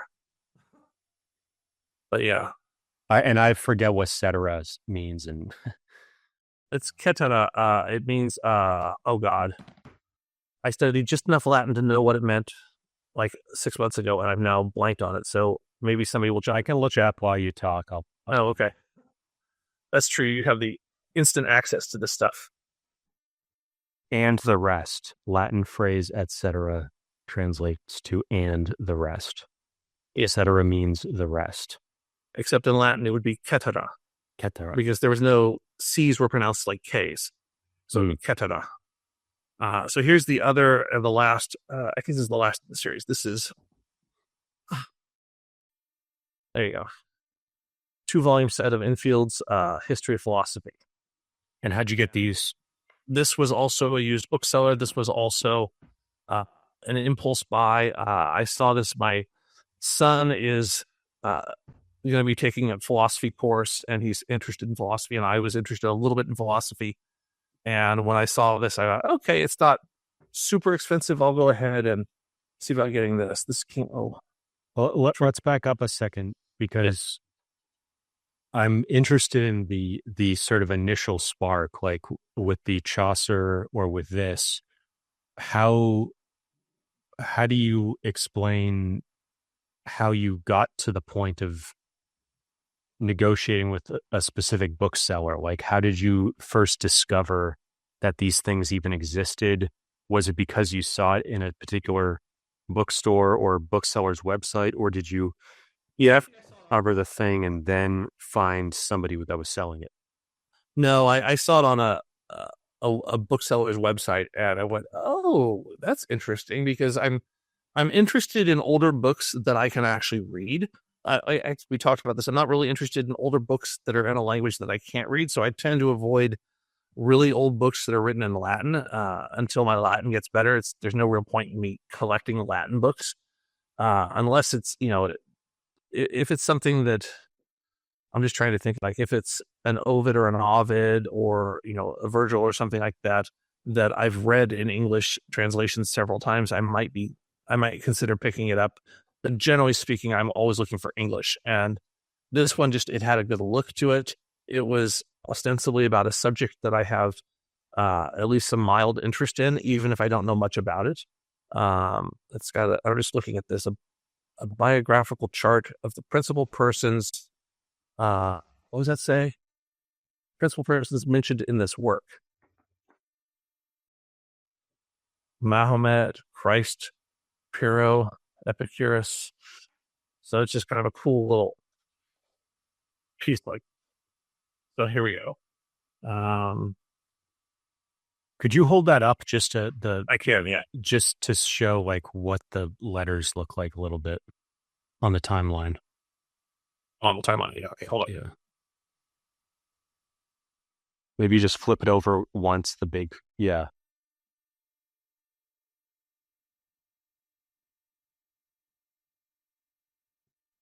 So was there something really cool about that? Yeah. No, this was a cool find, and this was not super expensive relative to there's so many books out there that they start in the low thousands and they just go up from there, and it's crazy. And I just can never picture myself being a collector like that, with like I said, the exception of the Chaucer that I just showed you. But these are just, I love this. And again, this is also where they did the lettering right here. You can see the philosophy of Aristotle with my shadow out of the way. So you can see that the S's, the F's and S's look similar. Pneumatology. Yeah. That must be chemistry, right? Gas. Possibly. But Some people might be thinking, well, you could just get this on archive.org for free. Well, yeah, that's the whole thing. I could get every book that I have in the library on my Kindle. Except I don't have a Kindle. But I could get it on a Kindle, and then I wouldn't have to have any of this stuff. And yeah, that's very doable, right? But no. Does this bring back memories of being in college and being in the library and God, yes, like this? Are you kidding me? Absolutely. Okay, good. You can see them stacked beside me. Yeah, it's just the smell in this room right now with these books here it's amazing. Oh, we've got to develop technology to translate smells over the internet, because this is incredible. It's just like going into your grandparents' basement or going into any good used bookstore where something's been buried for a while. Especially for a lot of the international listeners that we have here today, you can hear, or you can you've had your own experiences in book fairs and booksellers where some stuff won't see the light of day for 20 years inside the back of the bookshop until you dig it out. And there's something just so joyous in that. It's, yeah, I'm not sure. If you've never gone to a book fair before, it's really, it does sort of change you forever, because you see, like, it's one of the few places where people are just super, super passionate about books and antique type rare stuff like this. Exactly. Look how big this thing is. And you hold it up again, I think it's sort of a bit wide-angled. Yeah. It didn't seem that big in the. It's big. Oh. That's almost 24 inches. I feel like that's crazy. Actually, you know what? Hold on. I have a tape measure right here.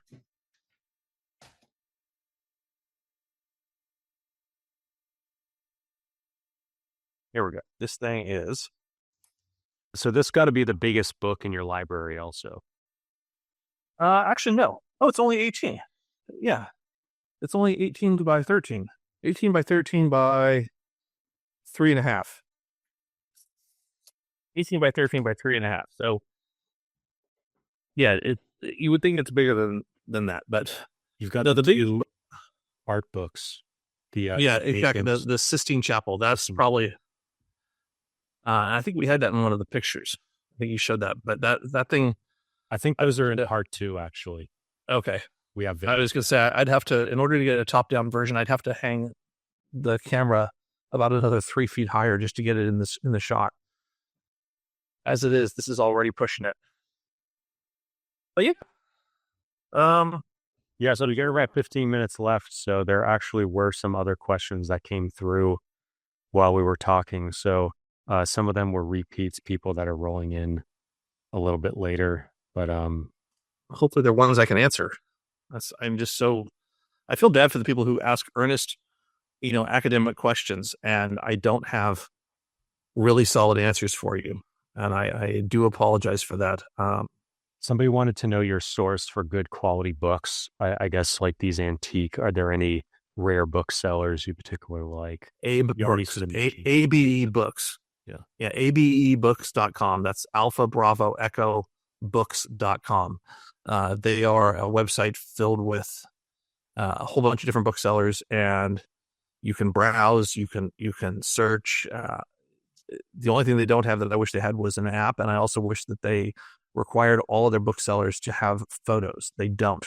So a lot of booksellers will have photos, but a lot of them won't, and you won't know until you contact somebody to say, oh, is this the edition of the whatever, and you have to ask the questions. Yeah, something on Amazon also. I've found stuff on Amazon and then contacted them, and it turned out it wasn't their picture. It was somebody else's picture, and they got lumped together for some technical reason. Yeah, a lot of people use stock photos. But some even use on Amazon specifically, they will get listed as like an alternative seller for somebody else's photos. And so it looks like a unique photo. It doesn't look like a stock photo, but it's not their version of it. And it can even be different editions. So like if you're trying to find a rare or collectible edition of something, you got to be really careful on Amazon. I've never had that issue on A-Books, just Amazon. Yeah. Somebody was saying they wanted to know what you did for a living because you seem so academic. So that we already talked about that earlier on, but you have maintained somewhat of an academic level of interest, and I don't think we talked about that specifically. Like you're almost sort of a semi-independent academic reader, in a sense. Yeah, I mean, I kick myself sometimes and I go, why didn't I get my doctorate right out of undergraduate? I really wish that I had done that. And I'm pushing my son to at least consider that. If nothing else, get your education out of the way when you're young. I am thinking about going back to get a doctorate just for fun, not because it would, help me with my career or anything like that, but just because I think it would be fun. The problem is finding one that's actually inexpensive enough to make it worth it, because they can be so expensive, and if you don't have a career on the other side of it to help pay for it, then that can be really, really tough. But I'm absolutely intrigued by just learning in general, and I feel like probably everybody here is that the moment you stop learning, you start dying. And I'm always trying to, be curious about things and learn languages, learn cultures, read cool books, experience all kinds of different things. Do you use AI at all, ChatGPT or other? No. I don't know if it's that I'm too old for it or that I'm too curmudgeonly for it or some combination thereof, but I a lot of people, like as a photographer, a lot of people talk about AI and where it crosses with photography and say, oh, well, I guess we don't need a photographer anymore because now we can just hire the AI to do it for free. And I found that AI has serious limitations when it comes to visual creativity. And I think it's better with textual stuff. Like I've asked it to write me ideas for stories, and then I've put together my own ideas separately, and then I've compared them, and I found that AI is still not quite there. I think in 20 years, I think AI will be absolutely indistinguishable, but I don't think it's there yet.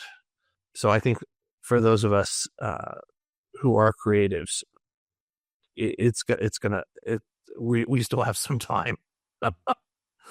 I don't know, how much longer. Maybe it's not 20 years. Maybe it'll be 5 years. Maybe people who are in that industry in technology will know that, like, well, no, it's going to happen in 18 months, but I don't see it yet. I can't. I've given it very simple tasks. Show me show me a 6-legged elephant in profile from the side, and it can't do it. It just can't do it. And I mean that it might, now as I say that one, it might be able to do that one, but before it couldn't. Well, last time I tried it a few weeks ago, it couldn't do it for me, or whatever, arbitrary term I gave it. At least it couldn't do it in the sense that I can see in my head what I want it to look like, and it wouldn't give me that. If it will give reusing. I tried Midjourney. I tried the paid version of Midjourney, and then I tried.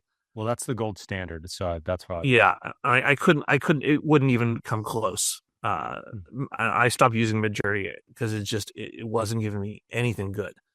If you don't care about what it's returning, it can give you something that's passable. But if you are specifically looking for it to create an idea that you have to your vision, it will always fail 100% of the time, in my experience, at least. Yeah. But I think that's also that's because by virtue of what I do, I'm very specific about, what the visuals need to be. There's a term called steerability, which is the technical term that's often used for that issue of, like, to what extent can you really steer or control the AI and get it to follow directions? And that's one of the big challenges right now. Yeah. And I think it'll get there. I personally use ChatGPT a huge amount to, like, look up little factoids, like anytime there's a little thing I don't know. So I'm probably using it 20, 30 times a day. Ideas, those sort of shower ideas, or while I'm driving and I'm like, oh, what's this or that thing?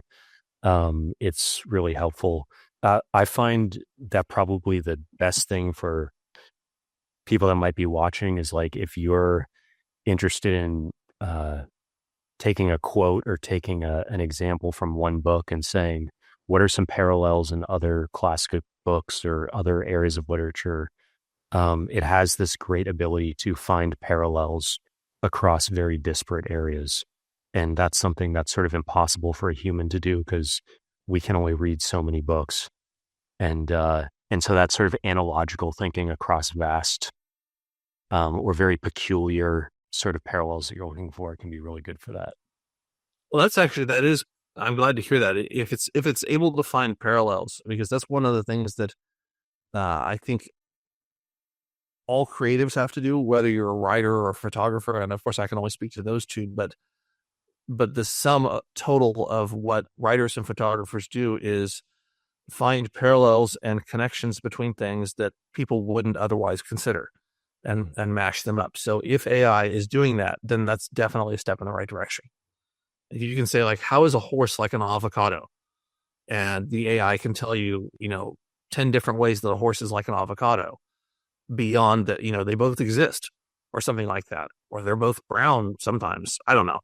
So, like, with the frame story conversation we were having earlier, you could say, like, give me 10 other frame stories that are set in this or that time period, and it can, like, instantly give you those results. And wow, that's the kind of, like, stuff. Or even, if you're trying to get out of a certain jargon or get, like, what's the opposite perspective of this, or give me 10 alternative perspectives on this. it can help you kind of flesh out getting a bunch of different angles on something or a bunch of different sort of hermeneutical perspectives. I like that. I like that it'll be a genesis for, new thought processes of your own. Like it'll give you the kick in the pants to kind of get you going. Yeah. Which I do like. I don't need it necessarily to do the whole creative process, but at least the initial kick is a good idea. So I could get behind it for that, but I'm still on the curmudgeonly side of how dare you tell me you don't know better than I do. But I think it probably does, or at least it will soon. So I'm in trouble. Another question from the same person: are there ways in which one can monetize having such a collection, like having some type of loan system via a third-party library? I say the first thing you want to do is you want to have a YouTube video.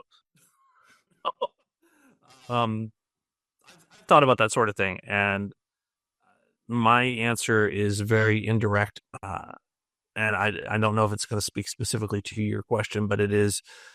I am currently working on a project for my career, for my real job, that involves literacy and books and book loving and bibliomania and all of this stuff. So I think with enough creative energy and thought, yes, there are ways to monetize these things.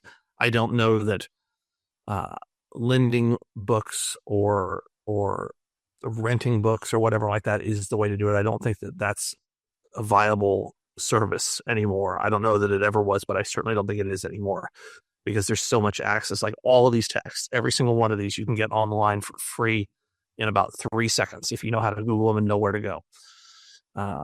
But that doesn't mean that there aren't other types of services that involve books and literacy that could be money making. It's just a question of, how are you going to approach it? What's your unique way of approaching it? I'm unsure that my ideas are.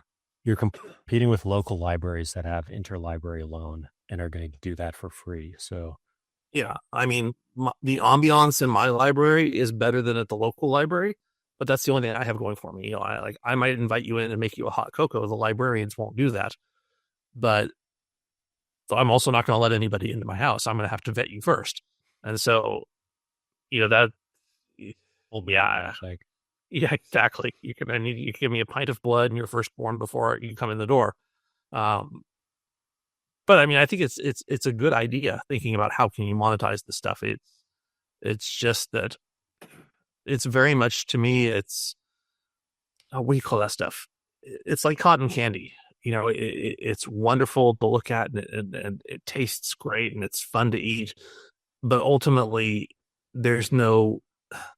Well, I shouldn't say there's no substance behind it, because that totally disenfranchises every book lover out there, and I don't mean that. But I think that this is very much a passion.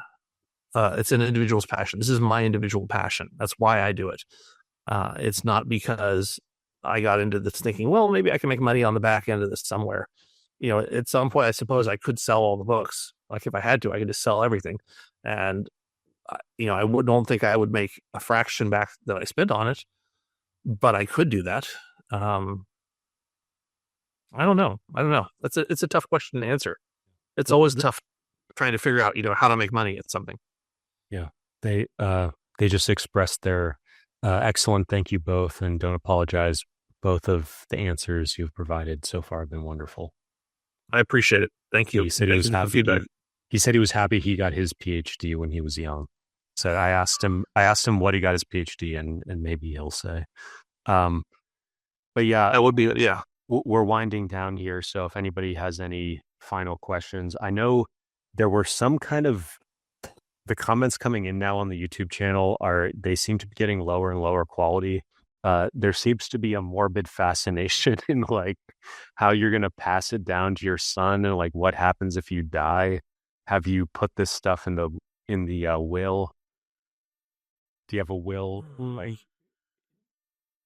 I'm putting together a trust, and so this will be in there. Yeah. Can you explain the distinction there of what a trust is? Well, not being an attorney, a trust just means that the goods don't have to go through probate, uh, is my understanding of it. So it's one less hoop through which my son would have to jump someday, if and when, my wife and I pass on. I shouldn't say if, I should say when. Um, yeah, sorry, there's another part to that question. I think I missed it. The morbid curiosity. It's like, well, again, what do you do that's so important? This is just, sorry, and be an asshole, but it's like, this is just my thing. There's nothing wrong with it. And all the things that we do will potentially present problems for other people, or I should say, for our families when we pass. And it was, Call a used bookseller and you say, hey, I need to get rid of all these books by tomorrow. Like, give me a number. yeah, I mean, the worst case scenario is, the house burns down and everything's gone, and well, it's just stuff. It's all just stuff. And so you could take, the Hindu approach, and, or the Buddhist approach, I should say, and nothing matters, and acquire nothing, and walk barefoot through life. But I don't think there's anything wrong with having this stuff. I don't think there's anything wrong with books, considering, like I said, I've made jokes about this throughout our meeting today, that it could be alcohol, it could be cigarettes, it could be hard drugs, but it's not. It's books. That's just my thing. So I don't, I'm not going to apologize to myself for that. I think it's just, we all have those things that we're interested in. I mean, I collect other things too, and that's okay. The last person who asked those questions, he just got back to me about his PhD. He said he got his PhD in computer science, specializing in quantum information. Okay. So we got some very high IQ people on the call. Dude, that's awesome. I would have loved to sit down with Hot Cocoa and talk to you about that. That sounds like fun. I don't know anything about that stuff, but that sounds really interesting. I'm always fascinated by where sort of technology and the nexus between technology and thought. By virtue of being a photographer, I'm very much into gadgets, and what's tech going to be bringing for us next. And I've read the Michio Kaku's more popular science for people who are not scientists, and so I love that kind of armchair technology explained to people like me who don't have PhDs in that sort of thing. So maybe we'll meet up and we can talk about it. I just asked him if he said he could recommend a few books. So I'm going to see if he can give us 2 or 3 books before we wrap up. But otherwise, was there any final thoughts you wanted to share? And I think especially, I think there's a lot of people who've been really inspired by part 1, the 9.5-hour video. And I'm wondering if you have, and I think a lot of people maybe where you were when you were just getting started. And do you have any words of encouragement, or just, you've been building this for like 30 years. So it's really 200 books a year for 30 years gets you to 6,000. Yeah, way more than half my life. I would encourage anybody to, within your means, follow your passion. Certainly, if you're interested in books, you shouldn't have to excuse yourself. You shouldn't have to make excuses for it. If you can afford to do it, then go for it. I think that's great. And I also think that libraries, I talked about how they're deeply personal, but they're also very much living things. Like, this library changes all the time. My library changes all the time as I get books, as I get rid of books, as I shuffle them around. Reorganize, put something over here. Maybe poetry should be with all fiction. Maybe poetry should be separate. Who knows? Maybe anthologies should be. It always changes, and so there's that joy in kind of playing with that creature that is your personal library. There's a lot of fun just in picking it apart, and I don't think we should have to make excuses like, oh, well, nobody reads anymore, so why do you have that? It's like, well, why do you like chocolate? It's bad for you, but you still eat chocolate. I think your example of, having an interest in story and narrative and starting out with writing and then pivoting to photography is a good example of how your deep level passion can actually be expressed in a lot of different subfields, and you can be creative and try different subfields and different expressions of your inner passion. And that can be a big part of how you find it and discover how it should be expressed. Yeah, for me, it all started with, well, actually, I can give you one example. This is Dungeons and Dragons, for those of you who don't know. This is a Dungeons and Dragons book, and a lot of this stuff behind me is that. But when I started playing Dungeons and Dragons as a kid, and I've not played it as an adult, it's probably been almost 4 years since I've played it. But when I played it as a kid, there were two things about it that I loved: storytelling aspect and the social aspect. And the storytelling aspect launched me into books, and the social aspect launched me into everything else that sort of defines me as I am today. And I think that all of these books they're just methods of communication of people reaching out to each other in, this dark universe in which we live, and saying, hey, I exist, this is my thought on this. So without getting too weirdly existential, I do believe that there is a deep cry for communication and understanding that all human beings share, and that books are a tool that moves us in that direction. Yeah. I think that's a great place to leave things. So thank you, Greg, and thank you everybody for attending. We'll wrap up here. Absolutely. This video will be going up on YouTube, so you'll be able to get it all there. And if you have any further questions, you can leave those in the comments. Oh, actually, I think we got our list of books. Thank you, V. So I'll read these out to close out. Quantum Computation and Quantum Information by Michael Nielsen and Isaac Chuang, Chuang, the so-called Bible for quantum computation. This book recently released its 20th anniversary edition. Perhaps a bit dated now, but still great foundational stuff. Number 2, The Theory of Quantum Information by John Watrous, Watrous. Not for the faint of heart, but this book is definitely my personal Bible. I'm biased because John was my, I'm not going to say that, but he has a connection with the author. Quantum Computing Since Democritus by Scott Aaronson, Aaronson. This is an easier reading type of book on the topic. Scott is a world-renowned expert on computational complexity theory, quantum, and has a great blog as well at scottaaronson.blog. Quantum Computing for Computer Scientists, that's the title, was also one that I found to be great when I first got into the field. So there's 4 for you. I'm definitely going to be checking those out. Thanks a lot, V. And we'll wrap up there. If you have any other comments or questions, please put them in the part 1 comments until we upload this. And then when you're watching this as the recording, just put them down below and we'll get back to you. And if there's enough questions, we'll do another AMA at some point. We're also going to be putting out those high resolution pictures of the Loebs. So definitely keep an eye out for that. That's going to be really cool. And yeah, so Greg, thanks again. And thanks everybody for my pleasure. Thank you, everybody.